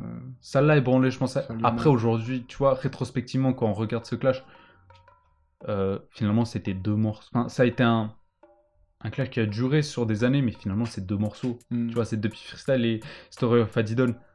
Donc, en réalité, Ouais, ça a... IGTV, c'est quand même. Oui, Two non, Girls, mais bien One sûr. Stone. Bon, après, c'est plus du sublime. C'est ça, bah, comme d'hab, comme il a toujours fait, tu vois. Voilà, c'est ça. Mais faut se le dire que, en vrai, le clash, il a été mémorable. Parce que Pusha T, il sort des trucs... Parce que, en fait, c'est dit... Je crois que ça s'est jamais c'est- vu une violence pareille dans un clash, quoi. Enfin, des dossiers Si. pareils. Si. Je sais pas. Des dossiers C'est pareils, différent, je sais non, mais je veux pas, dire, c'est mais différent. Je veux dire, c'est- il y a eu des gros... Tu C'est vois, un des, type de clash des, qui des est- meufs, des No Vaseline, des Back Down, tu vois, c'était quand même super... Ouais, bien sûr, bien sûr. mais... ou même... Mais enfin, là, tu vois, c'est le fait de sortir le dossier, tu vois. Ouais. Après, même... un tu sais- enfant caché, tu vois. c'est quand Après, même- tu sais, Jay-Z, il avait dit à Nas dans l'un de ses morceaux, je me rappelle plus le morceau qu'il avait sorti après Heather, tu sais, il dit j'ai fait l'amour à ta femme et j'ai éjaculé sur... Oui, c'est vrai. Enfin, Mais tu vois, il je crois dit il des avait- je trucs... crois, Nas avait dit que c'était faux, un truc comme ça. Oui, non, mais... Bon, après, il avait pas dit que c'était ça, Tu on m'étonnes. connaît pas Jay-Z, mais ça se trouve... Enfin, il y a des dossiers qui sortent sur Il ce était morceau pas encore qui avec sont- Beyoncé, hein. Ouais, je pense pas. Ça vaut mieux. Mais bon, Et- ça reste un clash mémorable. Bon, quoi. C'est l'un des victoire plus de grands. Pusha T par KO, quoi. Voilà, franchement, il n'y a pas de discussion. Bah oui, il peut... Et le truc Après- fou, c'est que même maintenant, Pusha T veut relancer le beef alors qu'il a déjà gagné. Parce qu'il avait C'est un fou furieux. Voilà, sur l'album de posthume de Pop Smoke, il est en feat, quoi. Il sort un couplet où il attaque. Ouais, il devait être en feat. Sur la deluxe de l'album, il devait être en feat avec Young Thug et Gunna, si je me trompe pas. Ouais, c'est ça. Et bah finalement, son couplet a été retiré parce qu'il lâchait Drake. Et en gros, voilà, quoi, je veux dire. Je crois que c'est 50 Cent, quoi, qui a calmé le truc. Et il a dit non, mais attends, on va pas mettre un couplet pour que tu clashes Drake sur un album posthume, tu vois, d'un mec qui est mort, non, tu vois. Puis même Drake, à l'époque. Il a vraiment pas de morale. Quand le. Ouais, c'est vrai. Et pour le coup, comment on pourrait dire ça, quand le clash a été arrêté, on avait demandé d'ailleurs à Drake en interview et tout, et Drake il avait dit ouais j'ai une 10, elle est folle et tout, où il disait il attaquait beaucoup Kanye. Je pense que c'est plus sur Kanye qu'il a des dossiers. Il attaquait Pusha aussi, Pusha T, bon je vois pas trop. Mais il a rien à perdre. On l'imagine pas que Puis, franchement, lui en tout cas il est très confiant, il dit ouais, tu peux appeler qui tu veux. Ouais. Il y a eu des offres d'ailleurs, il l'a dit en interview, il a dit il y a des gens qui ont appelé chez lui à Virginia Beach, des gens que normalement personne n'est censé connaître. Ouais. Et ils ont proposé $100 000 pour des infos, quoi. Ouais. Et il y a une de ses collaboratrices avec qui il a travaillé toute sa carrière, sur tous ses albums, qui a répondu et voilà, et qui était prêt à donner les infos, quoi. Mais en réalité, faut en parler de ce beef aussi parce que en réalité, c'est un beef qui a fait beaucoup de pub entre guillemets à Pusha T en réalité. Bah, je pense que c'est son pic de popularité. Je pense que Daytona, Story of Aiden, c'est l'année où Complex dit que c'est le meilleur rappeur de l'année. Parce que faut se le dire quand même. 2018, franchement. À chaque fois qu'il sortait un album, Pusha T disait ça va être l'album de l'année. Et là, pour le coup, ça l'a peut-être été en fait avec Daytona. Je pense que Daytona c'est l'album de l'année 2018. En tout cas, ça l'a propulsé de fou. Ça l'a propulsé de fou. Ça l'a propulsé. Mais je pense que voilà, le beef avec Drake, ça l'a poussé à un niveau encore au-dessus où il était. Et je pense que ça lui a fait vendre des disques. Et c'est pour ça, il avait rien à perdre. C'est pour ça que si Drake, ça se trouve, il sortait des saletés, ça pouvait compromettre sa réputation de pop star. C'est parce que c'est une pop star, c'est pour ça. C'est ça. Donc, finalement, après ce clash, qu'est-ce qui se passe ? C'est un peu on va dire le silence. Enfin, pas totalement le silence, mais en tout cas, il y a une période de un peu de blanc finalement. Pas totalement parce qu'en fait il annonce un album qui devait sortir en 2019. Exact. Même il disait même fin d'année 2018 c'est possible. Bon, ouais. Voilà. Et il y a 2 morceaux qui sortent en 2019. Exact. Sociopathe et Coming Home. Alors c'est 2 morceaux qui ont été leakés, c'est pour ça qu'ils sont sortis. C'est ça. Je crois que Sociopathe ça a été conçu pendant Daytona et Coming Home c'était un morceau de 2015 avec Lauryn Hill, donc les 2 produits par Kanye West. Ouais. Coming Home ça avait été vendu aux enchères puis ensuite leaké. Exactement, c'était un peu. Et après c'est sorti en single, donc voilà, donc les 2 morceaux sortis, donc les gens ont dit ouais c'est le single pour le prochain album et tout. Et moi j'adore ces 2 morceaux. Ouais, Sociopathe, c'est une instru minimaliste mais comme on aime chez Pusha T, où t'as l'impression qu'il est derrière ton épaule en train de te parler. Comme un psychopathe ou comme le démon, tu sais. Je suis complètement d'accord. Et Coming Home, c'est un magnifique morceau soulful, tu vois, avec Lauryn Hill, qu'on n'avait pas entendu depuis un moment. Depuis un moment, ouais. Donc ça fait très plaisir. Après, il a aussi sorti Puppets. C'était un rap sur le thème d'une série qui s'appelle Succession. Je connais pas bien. Ouais, je connais pas non plus. Mais c'est super, super morceau et tout. Donc voilà, après beaucoup de feats, tout ça, mais finalement pas d'album en 2018. Non. Et le truc, à mon avis, qui a un peu fait que cet album ne sort pas, c'est le tournant chrétien de Kanye West. Ouais, c'est possible. Parce que voilà, l'album il devait sortir en 2019 et c'est en 2019 que Kanye West annonce qu'il fera pas Yandy et qu'il fera Jesus is King à la place, que maintenant il veut que faire du gospel, enfin voilà. Donc à mon avis ça rentre plus trop dans les cordes de Pusha T en termes d'instrumental, quoi, du gospel. Même si Pusha T a un couplet avec Nomalis d'ailleurs sur Jesus is King et la réunion de clips. Exactement. Les 2 sont présents sur l'album, sur le morceau Use This Gospel, super morceau. Exactement. Et voilà, donc sinon c'est des feats, quoi. Je veux dire, il a des feats avec beaucoup de monde en 2019. C'est ça. Après, il y a tout de même une rumeur qui, en tout cas, avait l'air confirmée par Pusha T, qu'il y aurait un album qui serait en préparation avec Madlib, le producteur Madlib, voilà. Ça serait magnifique. Ouais, complètement. Qui a sorti notamment 2 albums avec Freddie Gibbs. Et d'ailleurs, sur l'album Bandana, il me semble, de Freddie Gibbs, il y a un feat avec Pusha T qui est incroyable. Et d'ailleurs, on n'en a pas parlé, mais exactement. Avec Killer Mike aussi. Ouais, exactement, qui est un super morceau. Vraiment magnifique. J'adore ce morceau. Et faut aussi, on devrait peut-être en parler, mais il y a aussi le feat sur le dernier EP de Joey Badass qui est sorti cette année. Bien bon morceau. No Explication qui est plutôt cool. Ouais.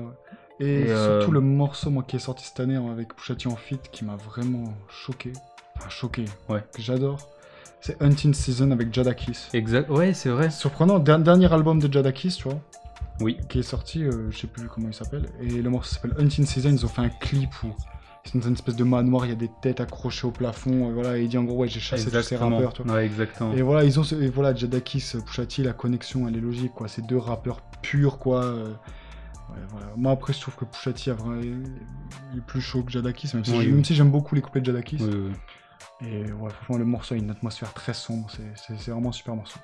Mais du coup, s'il y a un album avec Madlib et tout qui se prépare et qui sort finalement, qu'est-ce que t'attends, toi, d'un album? Bah, si c'est vraiment avec Madlib, bah franchement, j'attends un gros album. Avec Madlib, là, non, franchement, j'attends vraiment un gros projet. Vu ce qu'il a fait avec Freddie Gibbs, je pense que ça peut être super. Après, au niveau de Pusha T, je pense que là, il a 43 ans, mais il a jamais été aussi fort. Enfin, tout ce qui sort, je trouve ça super. Donc, je vais pas dire un classique, mais au moins un très bon album. Je pense que c'est ce qu'on peut en attendre. Maintenant, j'espère que ça va pas sortir trop tard. Ça commence, tu vois, le dernier album 2018. Tu vois, je me dis, il est chaud, faut que ça sorte maintenant, quoi. S'il y a un gros projet qui doit sortir. Si ça attend beaucoup trop longtemps, ça va. C'est ça. Et sur Sociopathe, par exemple, tu vois, le morceau qui est sorti là, exact. Il y a ce truc à un moment où sa voix elle commence à partir dans un truc de folie, tu vois. Et Pusha T, c'est quelqu'un qui maîtrise beaucoup, tu vois. Ouais. Et là, entendre sa voix un peu qui déraille, mais toujours dans le truc psychopathe, tu vois. Tu dis, waouh, il y a peut-être un truc à faire au niveau de l'interprétation, tu vois. Exact. Une palette, enfin, un nouveau. Pas un nouveau.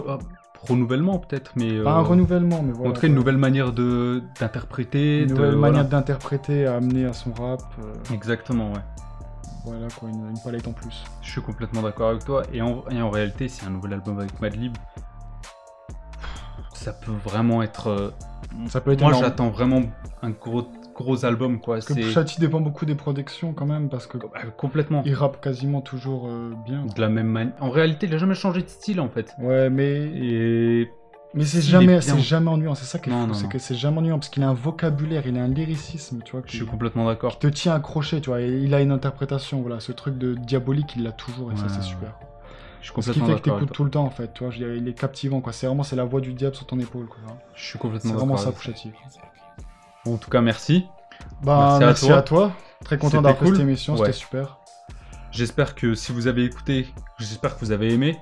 Et une playlist Pusha T. Une playlist Pusha T a été faite en effet. C'est ça, ça arrive sur Spotify. Sur le compte Dirty Rap, ça s'appelle Dirty Rap Pusha T. 50 morceaux, les meilleurs morceaux des albums, des morceaux de mixtape, beaucoup de morceaux aussi en featuring, quelques morceaux de clips parce que c'est essentiel. Et voilà, quand vous aurez tout ce qu'il faut. Le mettre dans la barre d'infos, dans la description, etc. Ça, on mettra allez écouter, c'est important.